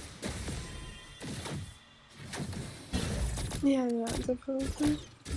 The next world is gonna go to Valkyriaa if they do not engage in early fights. Certainly, if they don't engage in the team fights, indeed. In the meantime, though, it is a breathing room because the Leomord is still going for the red buff first. The Lord is already spawning 8 seconds left, and they're going to be able to probably take this down, as it looks like the gold lead is just nearly 8,000 right now. That's a lot of gold. Yeah, definitely. There's no damage indeed. That's the main thing right now. They're able to link them. I mean, Cursed Blood comes in very well with the team fight. Even if you link them though. Oh, there comes the Fury of the Phoenix, but the Retribution is still going to go to the side. There comes the link. Once again, the Cursed Blood goes in, but the damage isn't available yet. They're trying to go in. I mean, NYO Fury has been committed by a flicker. Look at the damage coming in for the side of Valk. They're trying. Crystal Queen sees 2 people that are very low. They get a shutdown kill from the one. They are very, very low. But that's a decent team fight for the side of the Zenin clan, because I mean, they lost the member, but they also took down the jungler. Lots of shutdown gold there.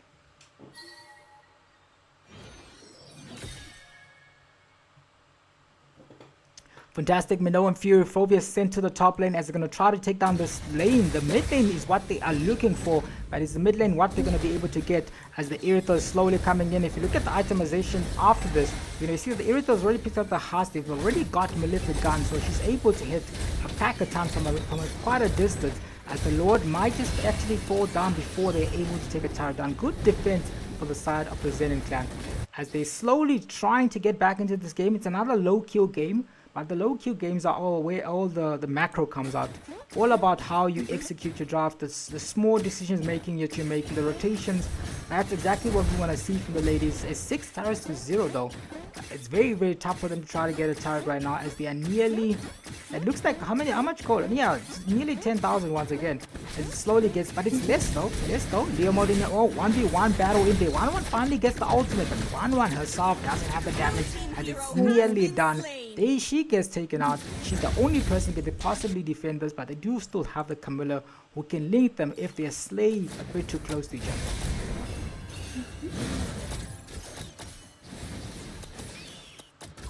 It is time for them to push down the mid lane, as the Berserker's Fury has been picked up by the Leomord. It is time for the side of the Zenin clan to summon some energy and try to make a comeback happen here. 60 seconds on the board. Let's find out how they do in this best of 1 series. They're still trying to defend this. They are doing a good job of defending, but Crystal Queens and the Valkyries comp is a lot more organized to try and end this game.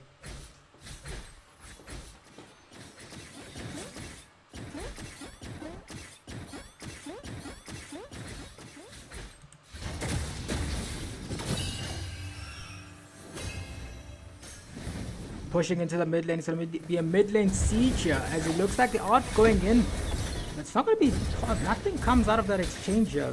Just 30 seconds towards the next objective. Phobius is actually the one that's front running here, trying and get some momentum in for their team and try to possibly end this, because the turrets are still 0. 6 turrets. It is time for them to try and synchronize the waves and possibly end the game. Okay, if you were on the side of the Zenin clan, what would you do? Oh, tough question. I think the only thing that they could do is just farm and try to get as much as items as possible to deal more damage, because right now from the side of the Zenin clan it's just like anti-heal. Certainly the Leomord gets the second turtle. Not second turtle. He's got all the objectives so far, uncontested. That's the second Lord rather, but it is still possible for the Zenin clan to defend. I see someone say that the Zenin clan is getting wiped out. They can definitely make something happen, yeah? I think there's a few Zenin clan members that are... Oh, let me not spoil JJK for the people that are here. Anyways, guys, it is time. In case someone is like at season 1 for JJK. You know what annoyed me? Just a side track. I thought there was going to be more episodes of JJK. But then the last one was just like, it just finished. I was like, what am I supposed to do now? Apparently the next one comes out 2027. That's crazy, man. Anyways, That's just back to the segue, back to the game, as the Lord is still marching down here the side of the Zenin clan out, trying to defend this. The 1-1 is available. Fear of the Phoenix comes out onto the field of Valkyrie, but they seem unscathed by that. They engage, the Leoma goes in, the Minimum Fury comes out, and oh, what a fantastic ultimate there as they get able to take out a few people. He's able to secure the second kill. That's a mega kill for the Irith. The Bota power is going to be forcing a flicker. It looks like it is GG, well played for the side of Valkyriaa. Won that game very convincingly, so. Victory! Okay.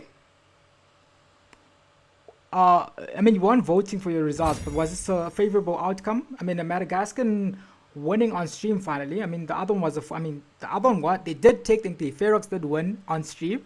It was just, there was no game that happened. But good game for the side of Chris the Queen's team. Not a single death for the side of Chris the Queen. That's why I'm highlighting that. MVP, well deserved. Fantastic Minimum Fury is coming out on day one from this team, eh? Yeah, definitely. And now we're going to be moving into the second game. Actually, the second last game didn't get to happen. So this is the last game. This is going to be the match between Oryx Mystic Maidens, and they're facing up against another formidable opponent. So we're going to find out who wins today. Who wins? Who do you guys think is going to win in this final game of the night? It's been a long night. All of you guys showed up for your favorite teams. Oryx Mystic Maidens are facing Nether, another team that is from Kenya. So let's go find out how that game goes in the next few minutes. We'll be back. And Clint is very high, the minnow is very low. Will he get a kill? Yes, he will. The Sky Piercer being procced there. We see Gushin getting a kill on the Kaja in the back. Huge fight there, but mid lane will be defended by Crimson Knights unless this Haya can get a huge kill here in the back. No, he cannot. In fact, he is gonna fall to the Gushin. But this Gushin, ew, he barely survives there. What a huge fight for Crimson Knights there, managing to get the Haya right before load. Will they take advantage of this situation though?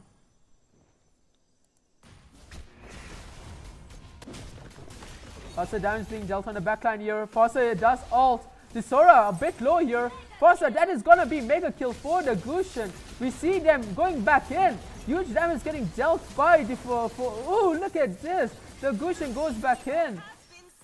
We do see the Gushin that's trying to get a kill on the Clint, and he does get it. That's unstoppable.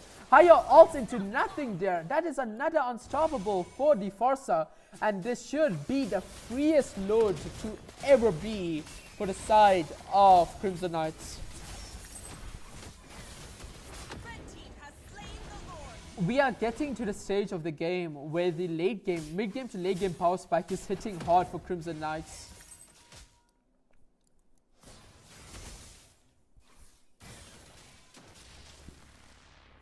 Ooh, what a huge game so far.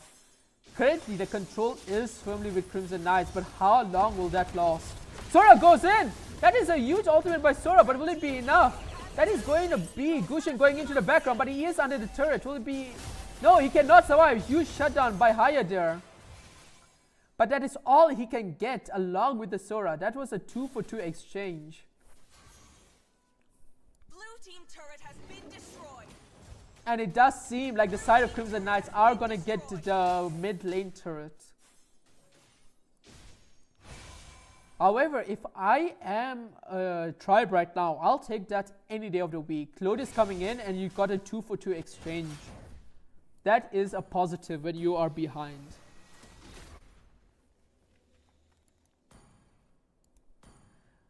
And it's also a wasted load. The side of Crimson Knights not being able to do much with this load here.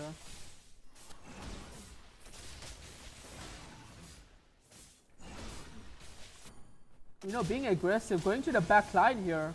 Try to defend load. The Forza getting absolutely dealt a huge amount of damage in the background. She manages to survive with a flicker. The Sora does pick up a kill on the back, but it does seem like that's another kill secured by the Gushin. Similar story to this Haya. He is stunned. That is a huge engage by the Forza. Manages to get the godlike. Looking at the build, she's getting this godlike for the love of the game. No Sky Piercer.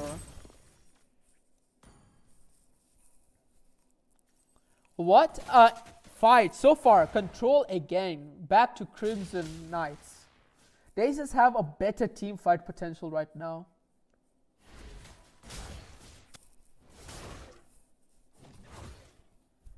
Oof.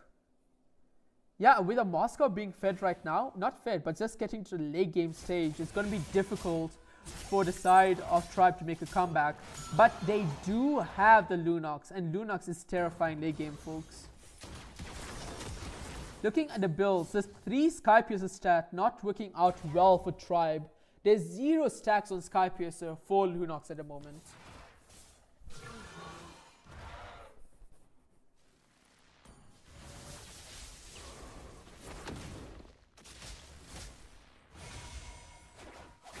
So far, Crow Twig's performance on this Sora needs to be commended. The amount of sets. Oh, huge ultimate by the Kaja on Gushin. Gushin manages to escape. The Sora goes back inside with the Fossa ult to back him up. Huge damage being dealt to him. He manages to escape, but will it survive? The Fossa getting dealt huge damage from the Haya, but the Haya goes on the Sora.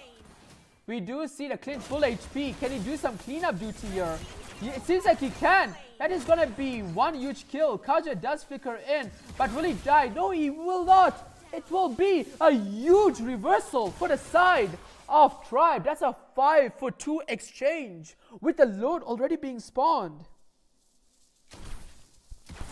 What a huge turnaround for the side of Tribe right now. They will take full advantage of the situation. Miyamura on this Clint doing the cleanup duty phenomenally. That will be the first load for the side of Tribe. Guys, we got a game on our hands.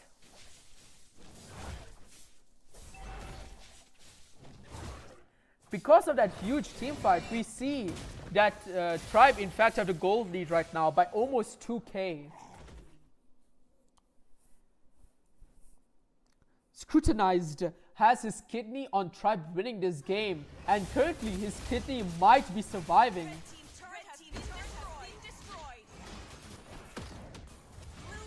Ooh, huge engage there by the Gushin getting the higher.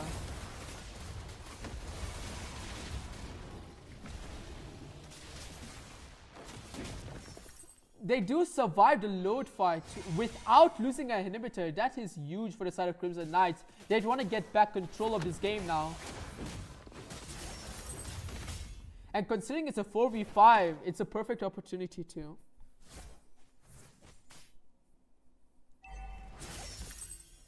Ooh, Sora going for the backline. Lots of damage being dealt to him. He miscalculated that. The Lunox damage late game coming in clutch against him. He got absolutely melted there. Gushin being ulted by Dikaja. That is a huge engage, but Gushin makes it out alive thanks to Mino's ult. Oh, Bailey, look at this damage by the Clint. Can he get a kill on the Minnow? No, but Lunox will. The Sky Piercer on the Lunox finally coming in clutch with 30 stacks. Look at this Gushin, huge engage, but he's not going to go back in. He's going to play it a bit safer than that. Oh, my apologies. It is Crimson Knights.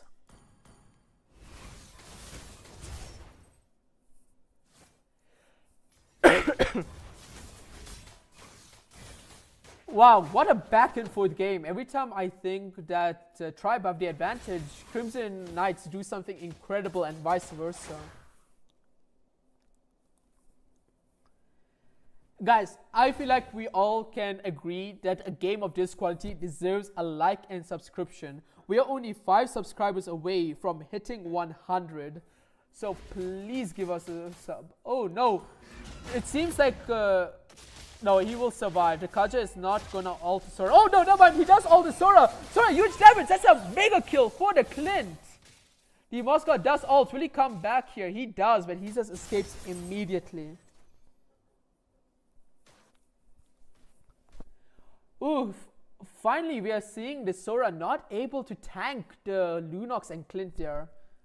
Looking at his build, it's just, ooh, he's going basically semi-tank and still can't do anything here.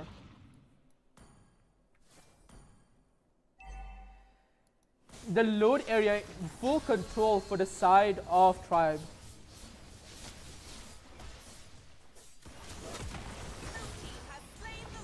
That is another huge load for a Tribe right now. They're going to be hoping to get a few inhibitors with this.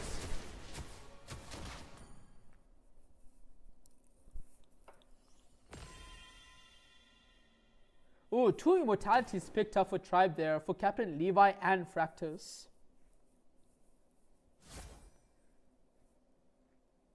And that's a Great Dragon Spear, if I remember correctly, picked up by Miyamura.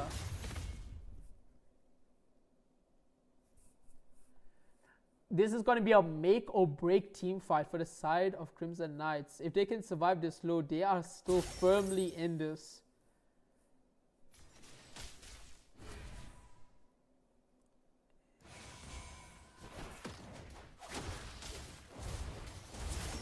They'll probably get very slowly. Slow push coming in top lane side. Can they get top lane here?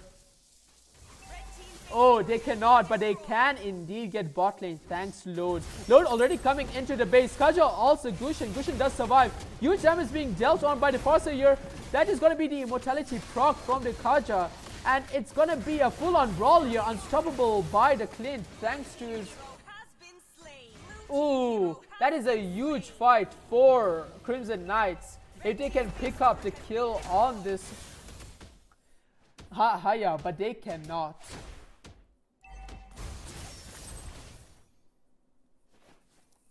Both the side lane inhibitors are lost by the side of Crimson Knights, but that is fine. The mid lane is standing and they are alive. They're going to be thankful for that.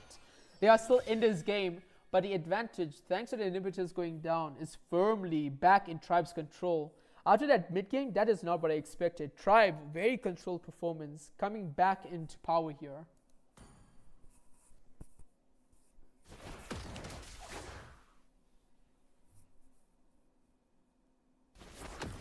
Sora being a bit aggressive here. He is a bit isolated. The Forza is there for backup now though.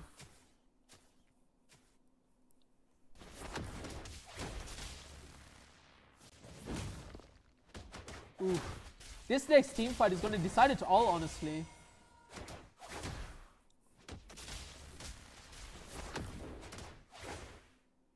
Look at them. They're just sizing each other up. The first team to make a mistake here will pay for it with the game, I imagine. Load spawning in only 17 short seconds.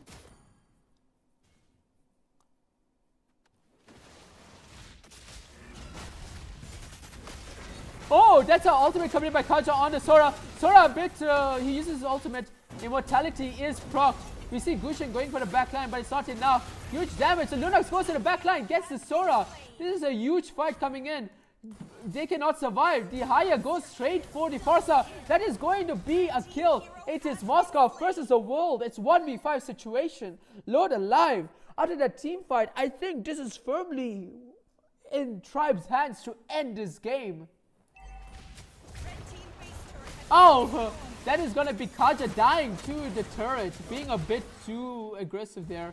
But we are going to see the game go to Tribe. It seems like Scrutinized Kidney is safe. Victory! What a huge game, 29-30. But a team with 30 kills did not come out on top. It was in... Oh wait, they did come out on top. I was just mistaken. Fractus with a huge performance on that Kaja, ulting at perfect moments whenever he sees an enemy out of position. That is going to be his MVP to keep. But what a game, folks. Take a bow to everyone here. Veni Vidi Vici tried his best on that Gushin. MVP defeat 9.8 grade, but that was just not enough. But huge game, folks. I think everyone needs a break after that.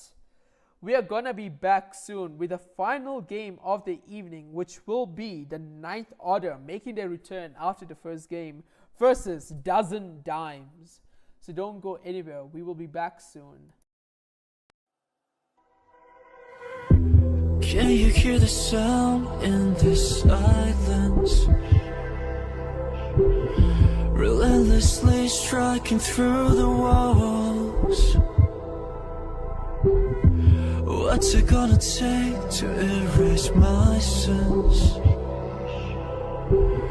When I've done nothing wrong, I've done nothing wrong at all. I've said it all before, but don't be surprised when you see me come alive. When there's nothing in between us, I wanna tell. Back everyone, thank you for all your patience. We are gonna go straight into this game, which I'm hoping can start very soon.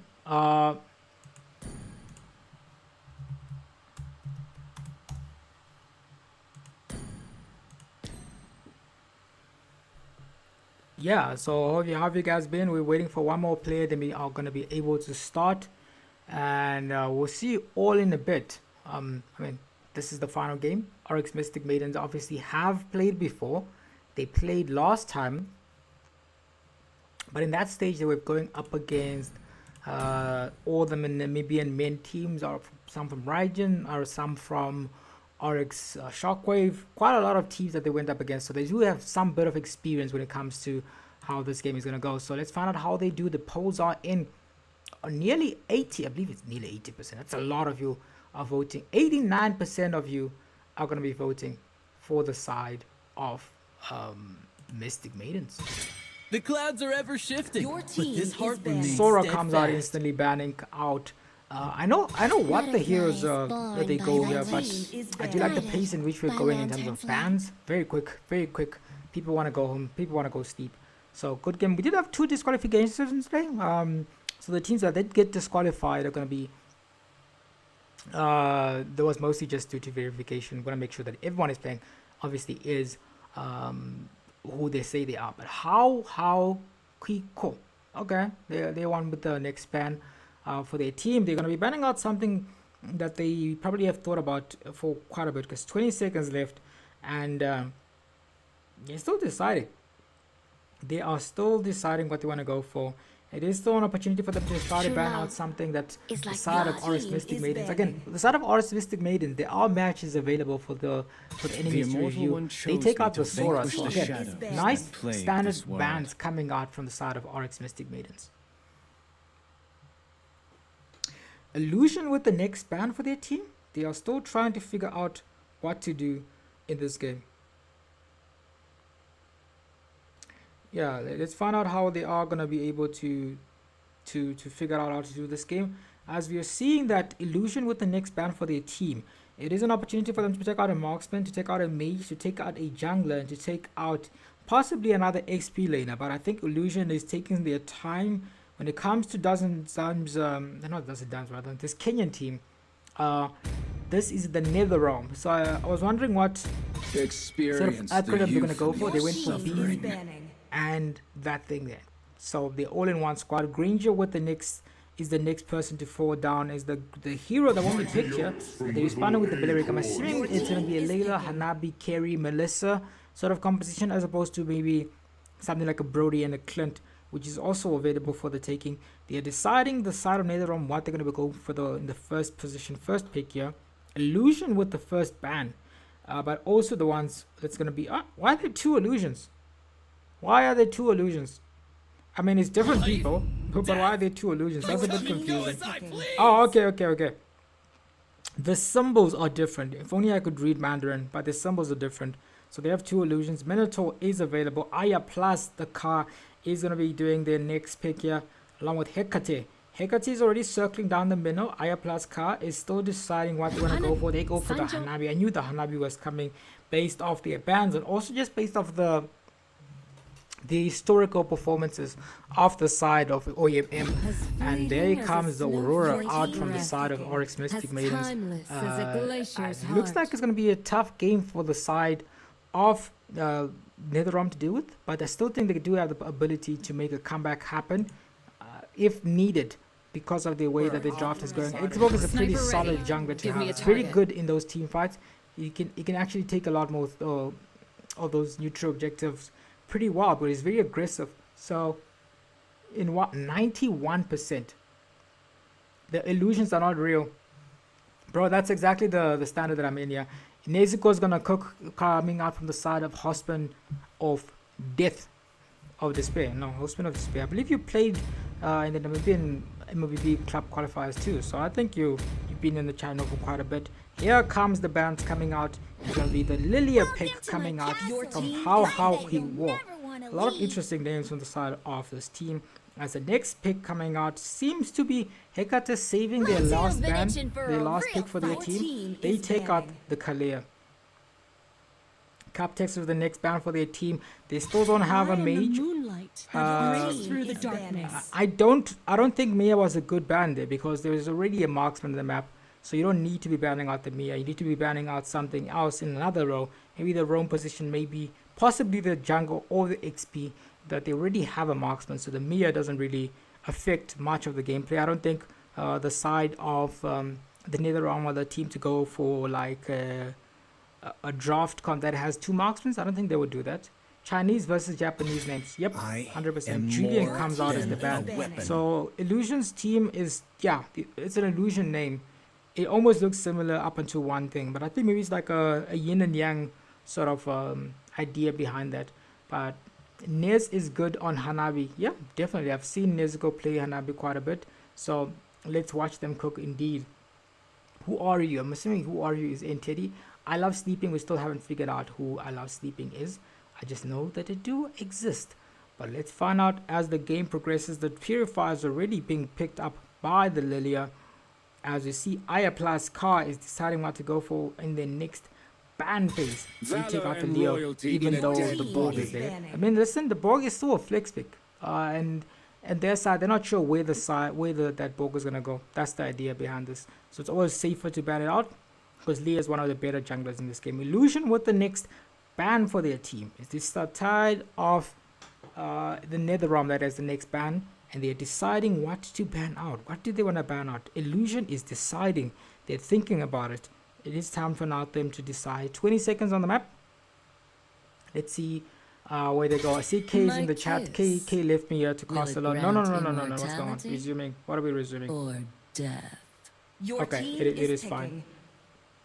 Okay, I'm assuming someone disconnected in the pauses requested. If someone disconnects during the draft, I think they have to get re-verified. So see that the cameras are on for both teams actually. Well, we're gonna have to find out who paused here.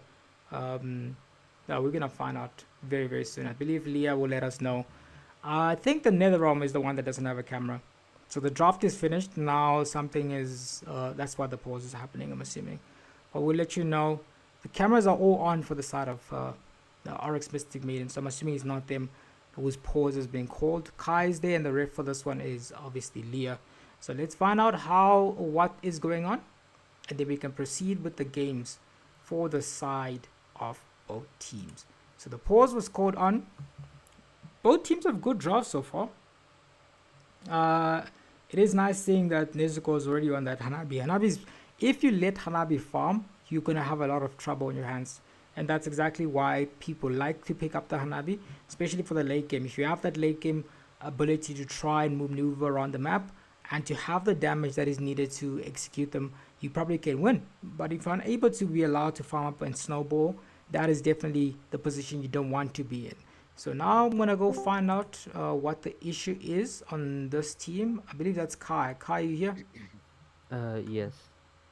Am I muted? No, you're not muted. I believe that the pause came from Leah. Yeah, so basically one of their members disconnected. Alright, one of the members disconnected, so they're gonna connect them. We're waiting for them to come back now.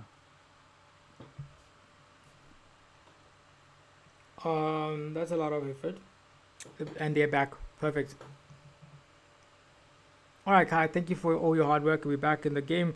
Drafts are batting out. Drafts are coming in. CC comes in from the side of Oryx Mystic Maidens.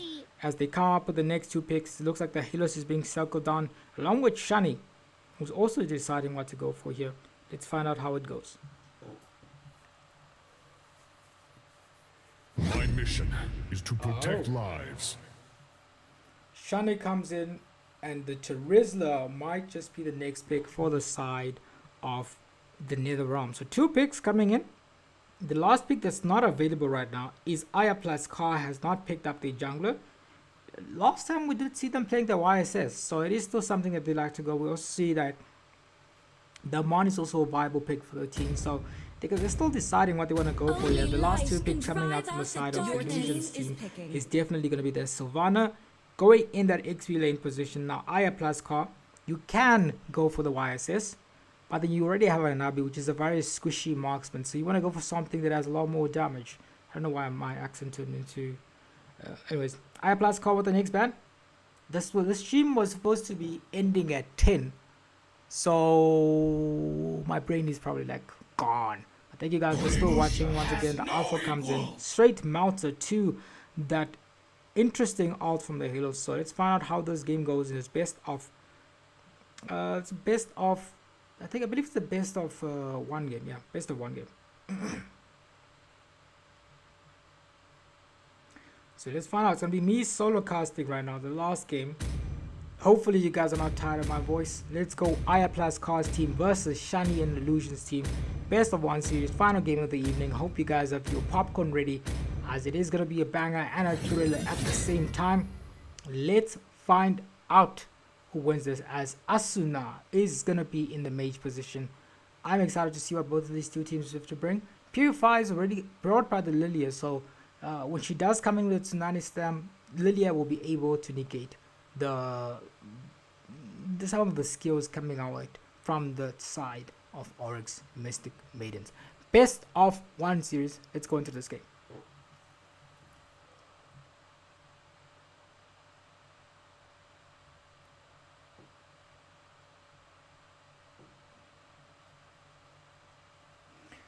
Usually you get someone to speak in the meantime, but it's just me. But yeah, we here. Let's find out how this game goes. We're still loading. It looks like SERAPHS is not in the game. That's what we're waiting for right now. Oh, they're finally there.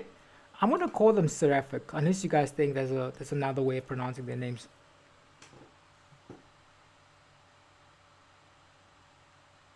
Welcome to Mobile Legends. Welcome to Mobile Legends indeed. Final game of the evening. Let's go into 5 this. seconds till the enemy For reaches those that the are here, battlefield. Smash them. support your favorite team. All troops deployed. 86% supporting the side of Oryx Mystic Maidens. Let's go into this game and find out who wins, according to where it all matters, and that is the Land of Dawn.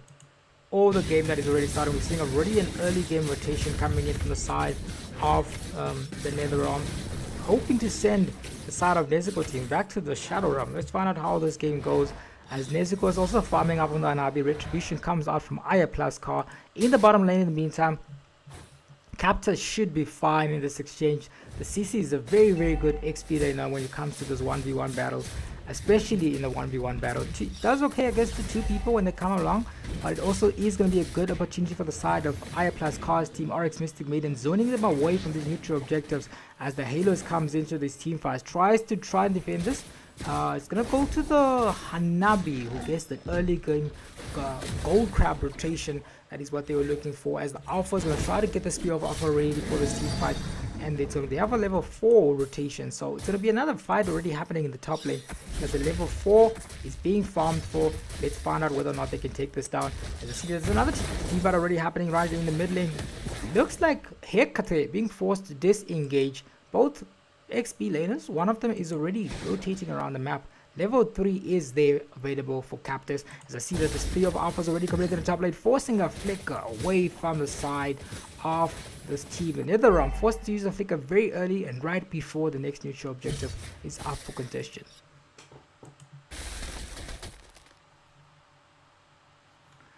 As we do see Hecate waiting for someone to make a mistake right here in the bush, waiting for the oh, actually it might just be a lot of trouble here for the Halos, being zoned away.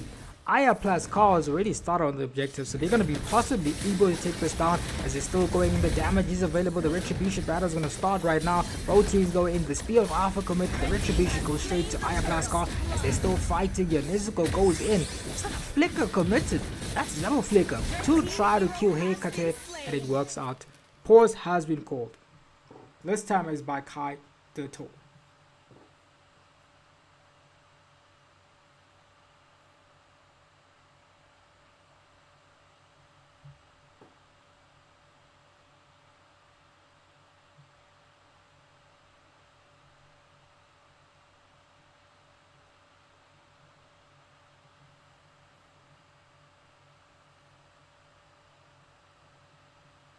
Yeah, guys, I'm gonna find out what the pause score was for.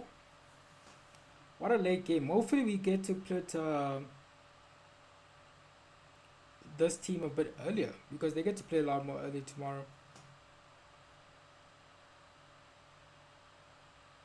76 finally for the side of NetherRealm. So they got more fans back on here. We're gonna go find out who the pause was called for in this instance. Discord is open.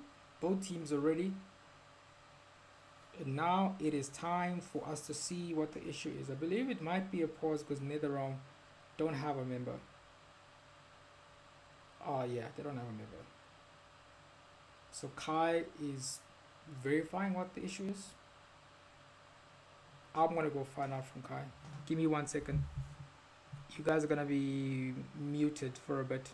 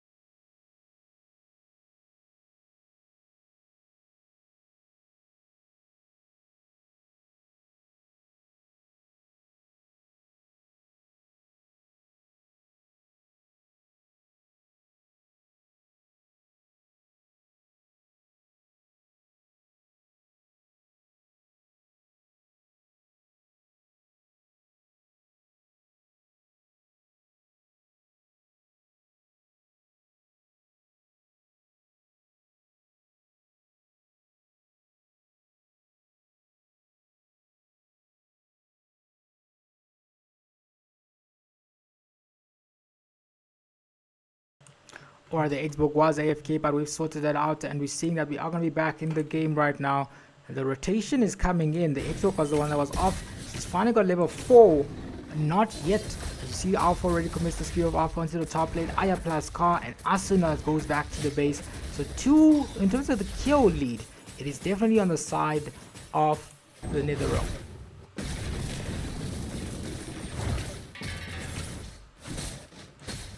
I would call this the graveyard shift of casting. K went out before this, so like, you know, what's gonna happen now? Like nothing else. We gotta stay in stream. Hecate is available in the bottom lane. Tries to top lane rather. Tries to get some farm here in this exchange. But the Halos finally has the glorious pathway unlocked, so they can definitely engage in this team fight. And I see that they are gonna be invading already. The team fight is happening. Aya Plaskar forces the Black Shoes. Still has the damage available. Commits the Spear Alpha directly onto the Leslie, who's very low, but might just be able to make it out alive. The Tsunami Slap comes in from the Sig, and here comes the snipe. They're able to take out Hecate as Aya plus Car is very low, but they secure a kill through Nexico. They might just be able to fall. They force the flicker onto the Leslie, so it is back to the drawing board. But in the meantime, Cactus is getting some farm on the turret. So very good engage from both teams. no one getting the better of each other because they both canceled each other out when you look at the kills.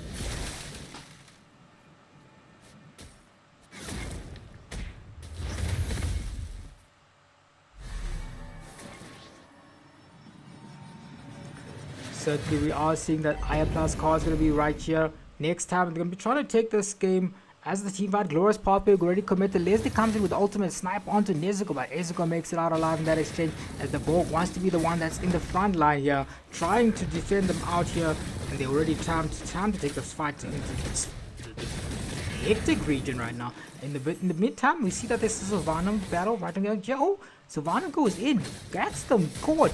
They're able to execute them very swiftly. Goes in, the IR Plus car secures the neutral objective. They take the person back into the backline. Last insanity committed by the Xbox was going to be onto no one, as the side of Oryx Mystic Maidens are able to put the momentum back on their side. IR Plus car back on the blue buff. They are leading the fight only by 800 gold right now, but the Savannah with a very fantastic play. Shani, but it looks like it's a very good play coming here from the side of Oryx Mystic Maidens, able to take down the mid lane turret. If you take down the mid lane turret, you are able to open up the map, or actually had to cancel some of her plans. She went away from that mid lane turret. In the meantime, we're seeing that Nezuko is cooking on that top lane turret, as the people would say. In the bottom line, it's a Savannah battle. Yes, Savannah versus 4 members from the side of Oryx Mystic Maidens. They go in, they get left, and understand comes in. They're able to secure the kill. So now they're going to finally start pushing down this lane here. Oryx Mystic Maidens still in this game. I wouldn't count out the side of the Nether round, because this game is very, very dramatic and very hectic. Sadly, it's the last game of the evening, so you guys will only get more action back tomorrow. They are going in. Cactus has the damage and slowly goes back to the base.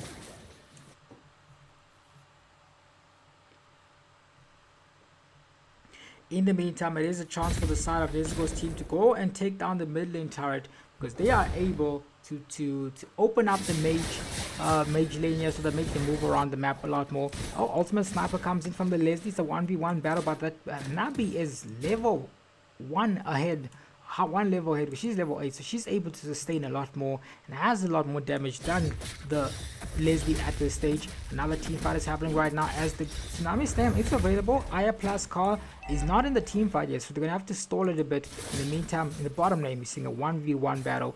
10 seconds towards the next neutral objective. Who is going to take it down is what we're gonna find out right now. Another team fight is happening right now. The damage coming in from the Leslie. There's this enemy, Hanabi, dealing the damage onto Elysian. Elysian doesn't have any escape skills available. It's going to be another push coming in here at the bottom. Look at the damage onto the Aurora, dealing so much damage on the Savannah. Going in, Last Insanity is in play. The FEROX armor has been taken away, and they're still trying to go in. But actually, they're still engaging. Cactus is caught in the tough position here. Last Insanity comes in. They secure the kill. And it looks like it's going to be a time for the Halos to try and do something here. And gets pulled back by the IR Plus car's teammate, the Hecate. They're still doing the damage. Alpha has this blast. Oh, but he's not going to be able to survive in that engage. Leslie being forced to use a flicker in the meantime. Aegis comes out from the Hanabi, and it looks like the side of Hecate's team going to be forced to try and take this thing down with not a jungler, but the jungler is definitely the only one with the damage, as Hecate is practically tickling down this turtle in this game. But in the 1v1 battle, Hanabi still going in and takes the lane down away from the Leslie.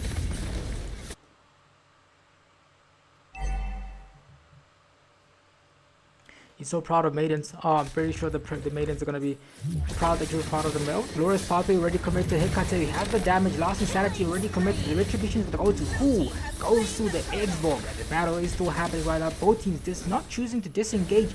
As the is coming in with the damage. Goes in. Aurora comes in. What the fantastic freeze. They get someone else with Hecate forcing a flicker in. Illusion is still going in. And the call has been made to go straight for that red buff. IR Plus car alone in that team fight. Goes in with the last Spear of Alpha. Might just be able to not make it out alive, but they do manage to get one more lane. Spear of Alpha committed, able to get the tower. 3 towers to the side of Oryx Mystic Maidens.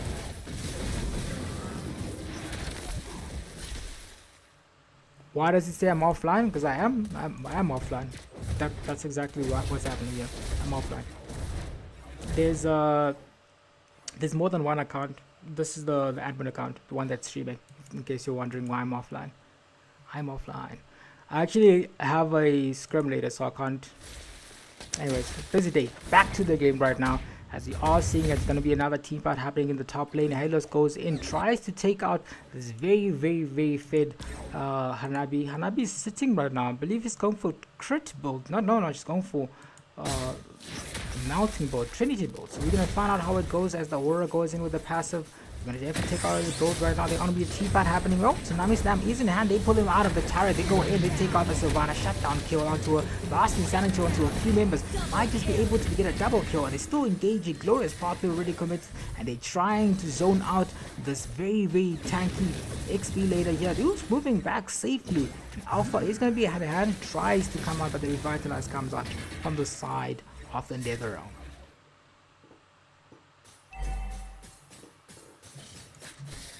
Red team turret has And been they get another destroyed. turret. It's now 3 turrets to 1.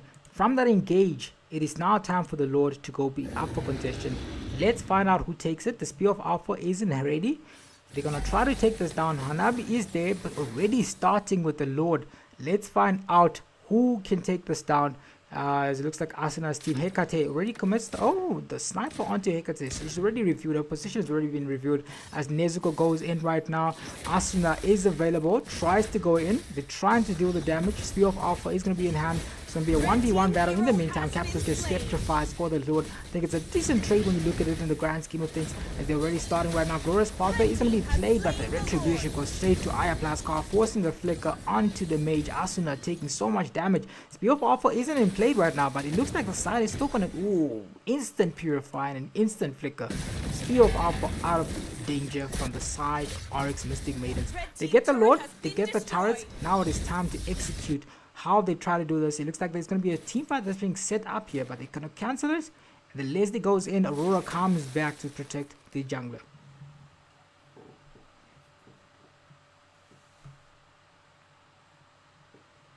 It is going to be another Leslie 1v1 battle. Then Nezuko in a 1v1 battle versus the Leslie. Gets the flicker in. Halos comes in to help the marksman safely, but the Aegis is going to be a cooldown. Nezuko gets the person down.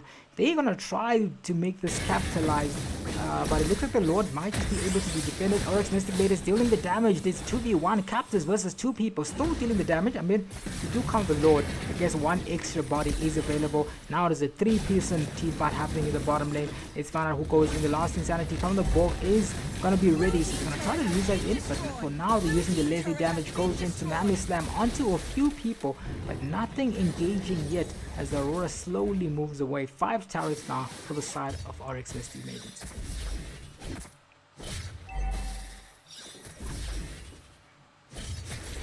SERAPHS. So we're counting that first letter as an S. Okay, Glorious Pathway committed onto the backline. They're trying to go in onto the Aurora. They're going in. Alpha goes in with the Spear of Alpha. That's a killing spree for the Hanabi. They get another kill in the ooh, I don't know. Oh my goodness, the Borg might just be in happiness right now. Might just be a maniac. Oh, there's a shutdown. It's a killing spree. It's a double kill for double kill.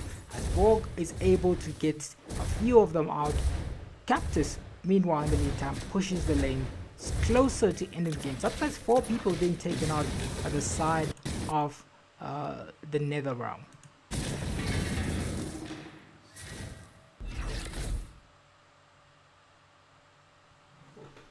It is time for the next Lord coming up in the next minute.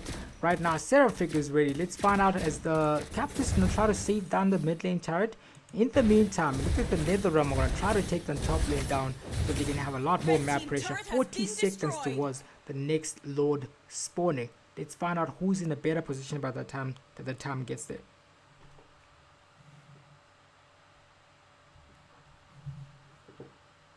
Team fight already happening right now as the Alpha is going to be taking down his blue buff. Tries to get a lot more farm for the team. Retribution comes out 20 seconds before the next objective. In the meantime, Hanabi's already got a few items that he needs. He's already got the Trinity, he's already got the Malefic gun. He's going for Rose Gold Meteor next. Same thing here, but the Sky Piercer is going to be the item that's been picked up by the Leslie. Look at the itemization. The Leslie doesn't have now 20 stacks already on that Sky Piercer, so packing quite a punch as the next future objective is already spawning. The side of Mystic Maidens is going to try to take this Lord down without losing a member, so they can at least try to capitalize and end the game.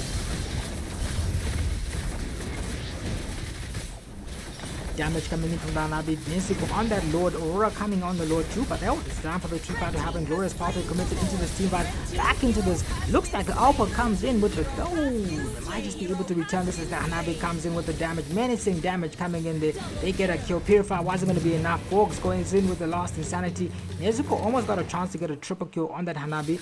But in the meantime, Captors is still going in. Actually, is that a triple kill? Delayed triple kill. If you look at it, they bring the Borg back. Might just be a shutdown for the side of Nezuko, as it looks like it is going to be the side of Ares Mystic Maidens slowly marching towards victory. Is it a team fight, right? But I think they're just trying to push on the mid lane here with that Hanabi and some of that heal coming in from the side of Nezuko, pushing. And it looks like top lane is also being taken down here. Mystic Maidens are still moving in. Captors taking so much damage from the Leslie again. We importantly has to remember that he has a Sky Piercer. Sky Piercer is not going to be able to proc there, as the Vengeance safely makes us safe in that engage.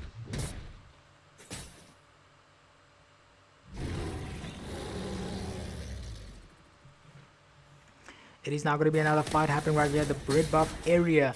As it looks like Nezuko's team is ready, trying to take down the mid lane turret once again. Halo's trying to defend this. The Spear of Alpha is ready, tries to go in. Look at the damage coming in. Halo's Glorious Pathway into that exchange. They get Captors down. Damage. Nezuko pulls them back. That's a mega kill. That's a double kill for the Hanabi. Might just be a triple, but the waves are not going to be enough there. But they're still putting on the pressure here. Nezuko being left open to farm, and they just might be able to get the Nether realm down in this engage. Borgs tries to zone them out.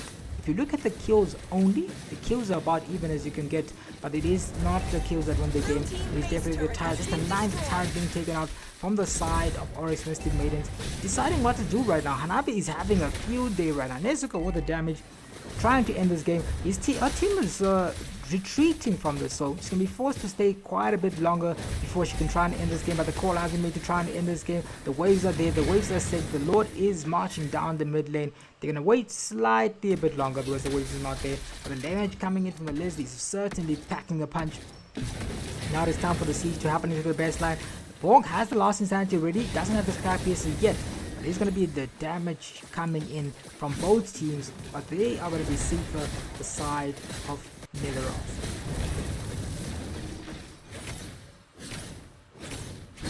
Oh, they're doing much better compared to yesterday's scrim. How was the scrim? You guys had scrims? I didn't know you guys were at scrims here, but yeah, that is the power, having the time to prepare. As SERAPHS coming in with the damage right now, as the Borg is going to be ready for the fight very, very soon. Lord is spawning in the next 20 seconds, and it looks like the side of Oryx Mystic Maidens might just take this uncontested.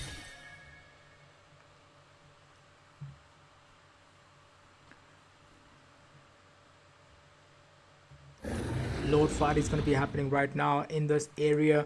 They're trying to take this thing down. Nezuko goes in as the damage comes out from that Trinity Gold. In the meantime though, looks like the Sylvana is trying to take down Captors, but Captors is going to make it safe alive. And already communicates to the team, hey, these guys are chasing me, these girls rather, these ladies rather, are chasing me around the map. You can safely take the Lord down, as the pressure is still being kept by the side of Captors. Captors already going in, engaging. They're waiting for the Lord and the waves to be synced up so that they can make the engage happen right now. As you see that Aya Plus car is ready, it has the Spear of Alpha ready. The Lord is coming, the emotes are coming in from the side of Nezuko, who is very, very feeling this game, trying to end this game. Glorious Pathway already committed, but it's going to be out. Still going to be able to make it out. The Tsunami Slam is available. They're going to take out back. Halos gets taken back. That's the tankiest target you can think of to come back. Looks like the side of SERAPHS team. Yeah, it's not SERAPHS. Yeah, they're still going into the Steve Van. Last Insanity already committed by the Borg into the backline. That's a killing spree. It's a double kill for the Leslie. That's another kill. 2 members for the side of Oryx Mystic Maidens are left, and one of them is Hanabi.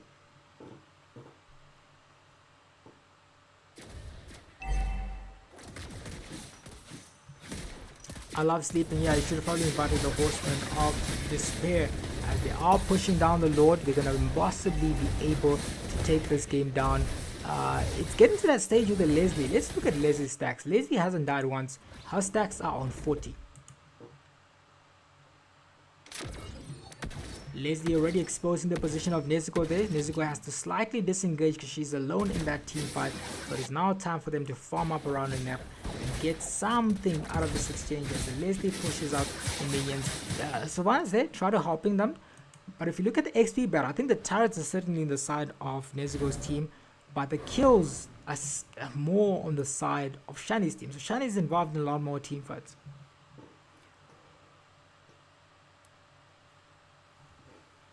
Isn't it a good time to do a giveaway, guys? Since you guys are the only ones that are here. Giveaway time. Giveaway time. As we see that there is going to be another fight happening right now. Halos is there, available. Tries to go down here. Tries to go down. And there's going to be a 1v1 battle in the bottom lane. They are dealing the damage coming in. Sylvana in the 1v1 situation versus SERAPHS gets the kill. It's a shutdown kill. The kill that we're looking for. Captors with the fantastic gameplay, and they might just be able to escape from that engage.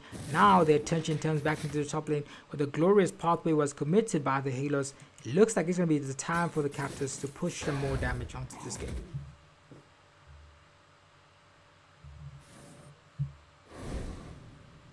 Oh, Inubi's here in the chat. Captors with the damage coming in here. How do you pronounce the name? How Kiko? I'm not even attempting, but now you can even see the time, guys. It's nearly 11. What an evening. We're gonna cancel some games. We're like, nah, let's go for it. Let's push this evening. As the Lord is up for contention right there. It's an 18-minute Lord. 18 minutes is when it's upgraded. 20 minutes right now on the map. As these teams are making this a long game. The Lord is going to be secured by the side, possibly uncontested. I'm saying possibly because Borg can still go in with the last insanity and try to steal this, but the damage coming in from Nanab is a bit too much for him. They're going in. Halos tries to give some vision. Glorious pathway committed. There's an opportunity for them to try and contest it, but not going to be enough. Borg's Faraga armor goes away. Doesn't have the last insanity ready now. The revitalize comes in. The damage is still going in from the side of Nezuko. They get the tsunami stand onto Halos. That's a godlike for the Hanabi. As the side of Oryx Mystic Maidens are looking to try and end this, possibly with the push. The Lord isn't available, but the Lord is finally back now on the map. Let's find out how the side of Oryx Mystic Maidens respond to this pressure to end the game in 18 minutes. Now, it's definitely an exciting opening game for them as they're pushing in. Nezuko goes in right now. Oryx Mystic Maidens have the damage. They want to try and end this game. Actually disengaging slightly right now. BOD has been picked up by IA's car as they're going in. Continue play has been made by the side of Oryx Mystic Maidens. They already have the damage. They already have the pressure to go in. There's someone hesitating. Hanabi comes in with the damage. Oh, lost insanity by the Expo. Just tries to go into the backline. Nezuko goes in, tries to dash out of that engage. They're not going to be able to end it. Great defense from the Leslie's team, but they're already locked onto the side of Oryx Mystic Maidens. They have put the gas pedal and they're able to win this 1-0, putting us to sleep at 11 o'clock. Obviously, guys, tomorrow's gonna be day 2. Things are gonna go a lot more smoother because teams will know what to do right now. But I think that was just a fantastic gameplay from the side of both teams. But this game goes finally to the side of Oryx Mystic Maidens. From our side, I think it was a fantastic day of streaming, fantastic day from the teams that played.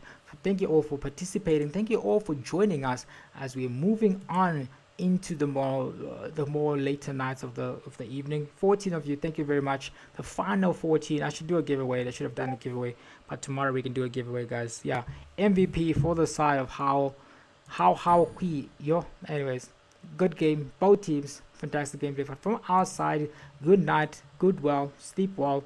And from my side, we'll see you all tomorrow. Once again, tomorrow we're going to have cameras. So that's going to be an exciting thing to have. But cheers from our side and have a good evening. Bye-bye. Bye-bye. Oh, do you want to say bye? Kate, do you want to say bye? Hi. It's not Kate, it's Leah. Is it, who's here? Who's on the mic? It's Leah. Oh, it's Leah. Hi, Leah. Do you want to say bye to the stream? Yes. Goodbye. I hope you guys had a good day today. Good night, and I wish you all the best.